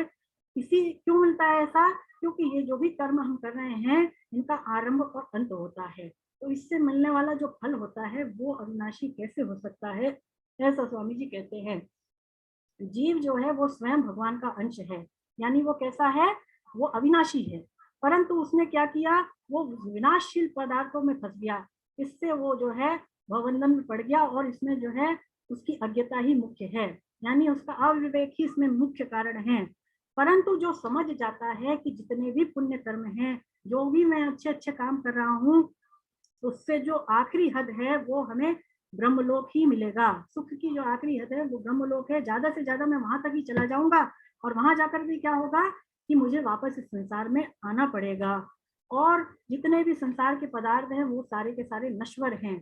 जब योगी इस बात को जान जाता है कि वो स्वयं तो अविनाशी है, भगवान का अंश है, और जिन पदार्थों को पाना चाहता है वो नाशवान है, ब्रह्मलोक तक का जो लोक है वो पुनरावृत्ति वाला है, तो फिर उन नाशवान पदार्थों में, उन पुण्य कर्मों के चक्करों में ना फंस करके वो केवल भगवान के ही आश्रित हो जाता है, भगवान के ही आश्रित हो जाता है। देखिए जीव जो है वो स्वयं ही भगवान से विमुख हुआ है, हम स्वयं ही तो भगवान से विमुख हुए हैं, और इस धूल को हम स्वयं ही मिटा सकते हैं, कोई दूसरा मिटा नहीं सकता। भगवान ने जीव को योग्यता दे दी, उसको पात्रता दे दी, विवेक दे दिया, तो भी अगर हम इस मनुष्य जन्म का लाभ ना उठाना चाहें तो फिर ये हमारा अविवेक नहीं तो और क्या है। इसीलिए हर एक साधक को, हर एक मनुष्य को अपने जीवन को सार्थक बनाने का प्रयास निरंतर करते रहना चाहिए। सुखदेव जी का प्रसंग इसमें आता है कि देखिए सुखदेव जी जब माँ के गर्भ में थे तो वो बाहर ही नहीं निकलना चाह रहे थे, 12 वर्ष तक वो माँ के गर्भ में ही रहे, और उसके बाद जो है 12 महीने तक वो माँ के गर्भ में रहे, और उसके बाद जो है उनको गर्भ में ही देखिए सारे शास्त्रों का ज्ञान हो गया, सारे शास्त्रों को उन्होंने कंठस्थ कर लिया, और भगवान उनको अंदर ही अंदर डांटते भी थे, जब वो कोई शास्त्र कोई बात गलत बोलते थे ना तो अंदर डांट भी पड़ जाती थी। भगवान ने उनको आज्ञा दी, देखो सुखदेव जी अब आप बाहर जाओ, बहुत समय आपने गर्भ में बिता लिया। तो सुखदेव जी कहते हैं कि प्रभु मैं बाहर जाऊंगा तो आपकी माया इतनी प्रबल है कि वो मुझे फंसा लेगी, तो मैं बाहर जाऊंगा ही नहीं। तो भगवान बोले कि तुम जाओ, मेरी माया तुम्हें स्पर्श नहीं कर पाएगी, तुम्हारा कुछ भी नहीं बिगाड़ सकती। तो भगवान की आज्ञा अनुसार फिर वो बाहर आए, बाहर आते ही देखिए वो वन में तपस्या करने के लिए चल पड़े, वन में तपस्या करने के लिए चल पड़े। तो जो उनके पिता थे वेदव्यास जी, उन्होंने उनको रोका, वो बोलते हैं कि बेटा रुको, तुम्हारा अभी जो है जात कर्म संस्कार तो हुआ ही नहीं, तुम कहाँ भागे जा रहे हो। तो सुखदेव जी कहते हैं कि पिताजी क्या जिनके जात कर्म संस्कार हो जाते हैं क्या वही लोग मुक्त होते हैं, बाकी जिनके नहीं होते वो मुक्त नहीं होते हैं, ऐसी बात है क्या। फिर उनके पिता ने ये कहा देखो अभी तुम्हारा जो है, अभी तुमने जो है ब्रह्मचर्य का पालन नहीं किया है ना, और तुम अभी द्विज बालक हो, तो तुम्हें जो है इस प्रकार से घर से बाहर नहीं जाना चाहिए। तो वो कहते हैं कि देखिए अगर मैंने वेदों का अध्ययन नहीं किया तो क्या इससे मुझे भगवान नहीं मिलेंगे, क्या अनपढ़ को भगवान नहीं मिलते बताइए, और क्या नपुंसक को भगवान नहीं मिलते। आप जो कहते हैं कि मैं द्विज बालक हूँ, ऐसी बात बिल्कुल भी नहीं है। देखिए कोई भी आश्रम हमारी मुक्ति का कारण नहीं हो सकता। हम ये सोचें यदि कि गृहस्थ आश्रम में रहने से ही हमारा कल्याण हो जाएगा, तो ऐसी बात नहीं है, क्योंकि यदि ऐसा होना होता तो जितने भी संसारी मनुष्य है सबका कल्याण हो गया होता, और ऐसा तो होता नहीं है। और यदि हम ये सोचे कि संन्यास लेने से हमारा कल्याण हो जाएगा, तो जितने भी जो गरीब है निर्धन है वो सब सन्यासी ही तो हैं, तो क्या उनका कल्याण हो जाता है, ऐसी बात बिल्कुल भी नहीं है। और हम ये सोचे कि यदि जो वानप्रस्थ में चले गए हैं उनका ही उद्धार होता है, तो ऐसी बात भी नहीं है, क्योंकि सारे के सारे जो जीव होते हैं, जंतु होते हैं, वो वानप्रस्थ ही होते हैं, परंतु उनका उद्धार नहीं होता। अंत में उनके पिता ने उनको ये कह करके रोका कि देखो बेटा जो पुत्र होता है वो पूत नामक नरक से पिता को बचाता है, इस कारण से तुम रुक जाओ। तो जो है सुखदेव जी कहते हैं कि पिताजी देखिए ऐसी बात भी नहीं है कि पुत्र ही पिता का कल्याण करता है। अगर ऐसी बात होती तो देखिए जो जीव होते हैं, जो पशु होते हैं, उनकी कितने कितने संतानें होती हैं ना, जैसे कि सुअर होता है, जैसे कुत्ते होते हैं, बिल्ली होती है, आप देखिए वो कितने कितने बच्चों को जन्म देते हैं, तो क्या वो उनके बच्चे उनका कल्याण कर देते हैं, उन जीवों के बच्चे उन अपने माता पिता का नहीं करते। और जो गीध होता है, कहते हैं कि गीध दीर्घायु होता है, बहुत उसकी लंबी आयु होती है, तो वो अपने पुत्र पौत्रों सबको देख लेता है, तो क्या उसका उद्धार हो जाता है, नहीं होता है। इसका मतलब ये है कि उद्धार में जो मुख्य हेतु है केवल हमारा अपना स्वयं का लगना, हमारा पुरुषार्थ, हमारी भक्ति, हमारा भगवान के प्रति जो चिंतन है वही हमारा उद्धार करता है, वरना कोई भी जो है कोई भी हमारा उद्धार कर ही नहीं सकता। और सबसे बड़ी बात भगवान की कृपा, जब हमारे ऊपर भगवान की कृपा होगी तो ही हमारा उद्धार होगा। और अगर हम गीता से जुड़ गए, यदि हम जो है गीता पाठ कर रहे हैं, कक्षा में आ रहे हैं और यदि हम भागवतम की शरण हो गए तो भी समझिए भगवान की हमारे ऊपर विशेष कृपा ही है। निश्चिंत होकर के अपने साधन को करते रहे, भगवान हमारा स्वतः ही कल्याण कर देंगे ना। अनन्य भक्त के ऊपर एक कथा है जो कि मैं लेना मेरा रह गया, आपको अच्छी लगे इसलिए मैं ये कथा ले रही हूँ। अनन्य भक्त कैसे होते हैं, देखिए एक भक्त हुए हैं जिनका की नाम था उनका नाम था नाम मेरे को याद नहीं आ रहा है। तो वो भक्त जो है बहुत ही अनन्य थे, तो उन्होंने जो है बाल्यकाल से ही भगवान की भक्ति करी। एक बार वो जो है धन्ना जी, माफ करिएगा याद आ गया मुझे, धन्ना जी नाम के एक भक्त हुए हैं जो कि भगवान के बड़े ही अनन्य भक्त हुए हैं। तो धन्ना जी की बाल्यकाल की बात है कि वो त्रिलोचन दास जी के यहाँ जाया करते थे। त्रिलोचन दास जी जो है भगवान के वो भी अच्छे भक्त थे और भगवान की पूजा सेवा अर्चना बड़े भाव से किया करते थे। तो जब वो गए उनके पास तो कहते हैं कि आप मुझे भी कोई सेवा पूजा भगवान की दीजिए, आप इतने अच्छे से ठाकुर जी की सेवा करते हैं, मुझे भी ये अवसर प्रदान कीजिए। तो धन्ना जी को त्रिलोचन दास जी ने एक गोल पत्थर दे दिया और बोले कि बेटा तुम इसी को ले जाओ और इसकी की जो है सेवा भाव से पूजा करो। तो धन्ना जी उस पत्थर को लेकर के घर आ गए और उन्होंने उसको रख दिया बड़े अच्छे से और उनकी पूजा अर्चना वो करने लग गए। अब उन्होंने उनके लिए प्रसाद बनाया, उन्होंने रोटियां बनाई और उनके आगे रख दी और बोलते हैं कि अब आप इसको खाओ। उन्होंने पर्दा भी लगा दिया और अपनी आंखें भी मींच ली, लेकिन जब उन्होंने पर्दा खोल करके देखा तो एक भी टुकड़ा भगवान ने उसमें से खाया नहीं था। तो जो धन्ना जी थे उन्होंने भगवान से अनुनय विनय की, बहुत प्रार्थना याचना की, भगवान आप खा लीजिए, लेकिन फिर भी भगवान नहीं खाए। तो अब तो धन्ना जी ने हट पकड़ ली कि ना आप अगर भोजन नहीं करेंगे देखिए तो मैं भी कुछ नहीं खाऊंगा, आपको भोजन करना ही पड़ेगा। तो जब किसी के हृदय का भाव बहुत शुद्ध होता है, और बच्चों का तो वैसे भी शुद्ध होता ही है, तो जब बहुत ज्यादा विशुद्ध हृदय भाव से कोई भगवान को जो है कुछ भोग लगाता है तो भगवान उसको स्वीकार कर लेते हैं। तो धन्ना जी के भोग को भगवान ने पाया, बड़े ही प्रेम से पाया और उसको बड़ी अच्छी लगी भगवान जी को वो रोटियां। और धन्ना जी जो है वो गाय चराने जाया करते थे, तो भगवान श्री कृष्ण भी उनके साथ देखिए जाते थे, है ना। और जब धन्ना जी वहां जाते थे तो उनको पीने के लिए छाछ मिलती थी, तो छाछ मिलती थी तो वो बड़े प्रेम से भगवान को जो है उसका भोग लगाते थे। भगवान स्वयं पीते थे और जो बचा कुचा थोड़ा बहुत रहता था वो धन्ना जी को भी पीने के लिए दे देते थे। ऐसी ये प्रेम की विलक्षण रीति आपस में चल रही थी। और एक दिन क्या हुआ, भगवान ने धन्ना जी से कहा कि देखो धन्ना, यदि कोई किसी का कुछ खाता है ना तो उसको बड़े प्रेम से उसकी सेवा भी करनी चाहिए, तो तुम मुझे कोई सेवा बताओ। तो धन्ना जी कहते हैं कि मैं आपको क्या सेवा बताऊं। तो वो कहते हैं कि ऐसा करो तुम मुझे ये गाय चराने की सेवा दे दो। तो धन्ना जी के मना करने पर भी भगवान श्री कृष्ण ने उनसे वो सेवा ले ली। अब त्रिलोचन दास जी जो थे जिन्होंने उनको वो गोल पत्थर दिया था, एक बार वो जो है उनके घर आए, उन्होंने सोचा मैं चल के देखूं तो सही है कैसे भगवान की पूजा अर्चना कर रहा है। तो जब वो उनके घर गए तो उन्होंने देखा कि अरे यहाँ पे तो कोई ऐसा माहौल लग नहीं रहा, कोई वातावरण लग नहीं रहा कि धन्ना बहुत अच्छे से भगवान की सेवा भक्ति करता होगा। तो उन्होंने धन्ना जी से पूछा कि आप किस प्रकार से भगवान की सेवा कर रहे हैं। तो बोले कि क्या बताऊं, अभी तो भगवान है नहीं यहाँ पे, वो गैया चराने गए हुए हैं, जब भगवान आएंगे ना तब मैं बताऊंगा। तो भगवान फिर आए तो धन्ना जी को तो दिखे और उनको वो दिखे नहीं।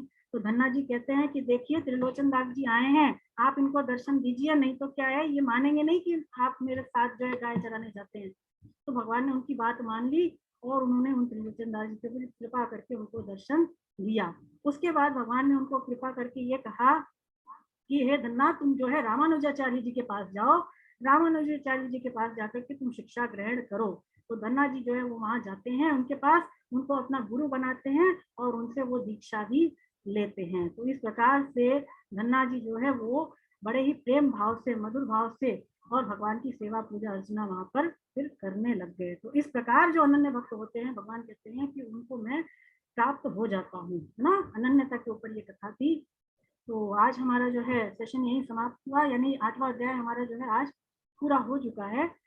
और इस अध्याय को लेकर के यदि आपके अंदर कोई प्रश्न हो तो आप मुझसे कर सकते हैं। अब हम लोग 9वां अध्याय अगली क्लास में ही लेंगे, है ना। तो 8वें अध्याय के संबंध में कुछ पूछना हो तो आप हैंड रेस कर दें या तो फिर मैसेज कर दें, अन्यथा हम जो है कीर्तन करेंगे और फिर जो है क्लास की समाप्ति। तो बीना जी आप कराएंगी क्या कीर्तन? है जी, कीर्तिका जी कराएंगी? मैं कराऊंगी। हाँ कराइए, कराइए कीर्तिका जी। कृतिका जी कोई बात नहीं, रहने छोड़ दो। हाँ आगे मैम कराएगी ना आगे से। अच्छा मैं करूंगी तो आप कराएंगे, आप स्वयं नहीं करा रहे, चलिए ठीक है। आप कराओ मैम, ठीक है ठीक है। फिर मैं रिपीट करती हूँ। देखिए एक जो है पहले मैं जो है 2 लाइन का भजन है ना, वो मैं आपके सामने जो है मैं रखना चाह रही थी। मेरे को बड़ा जो है इसकी वर्ड्स अच्छे लगते हैं, तो पहले मैं इसको लेती हूँ, उसके बाद अपनी कीर्तन करते हैं ना। हरि का नाम अमृत है, हमें पीना नहीं आता। हरि का नाम अमृत है, हमें पीना नहीं आता। प्रभु ने जिंदगी दे दी, हमें जीना नहीं आता। प्रभु ने जिंदगी दे दी, हमें जीना नहीं आता। इसी मानव के चोले को देवता भी तरसते हैं। इसी मानव के चोले को देवता भी तरसते हैं। हरि कृपा से मिलता है, इसे छीना नहीं जाता। प्रभु कृपा से मिलता है, इसे छीना नहीं जाता। प्रभु का नाम अमृत है, हमें पीना नहीं आता। प्रभु ने जिंदगी दे दी, हमें जीना नहीं आता। हरे कृष्णा। हाँ तो ये भजन मुझे इतना ही आता है, आप में से किसी को आए तो आप कृपया जो है जरूर सुनाएं, है ना। मेरे को तो इतना ही याद है। चलिए कृतिका जी अब जो है कीर्तन करते हैं अपने ना। गोविंद जय जय गोपाल जय जय, गोविंद जय जय गोपाल जय जय, राधा रमण हरि गोविंद जय जय, राधा रमण हरि गोविंद जय जय, गोविंद जय जय गोपाल जय जय, गोविंद जय जय गोपाल जय जय, राधा रमण हरि गोविंद जय जय, राधा रमण हरि गोविंद जय जय, राधा रमण हरि गोविंद जय जय, राधा रमण हरि गोविंद जय जय, गोविंद जय जय गोपाल जय जय, गोविंद जय जय गोपाल जय जय, राधा रमण हरि गोविंद जय जय, राधा रमण हरि गोविंद जय जय। हरे कृष्ण। हरे कृष्ण। प्रार्थना बोलेंगे सभी। नाम संकीर्तनम यश्च नाम संकीर्तनम यस्य सर्व पाप प्रणाशनम, सर्व पाप प्रणाशनम, प्रणामो दुख शमनः, प्रणामो दुख शमना, तम नमामि हरिं परम।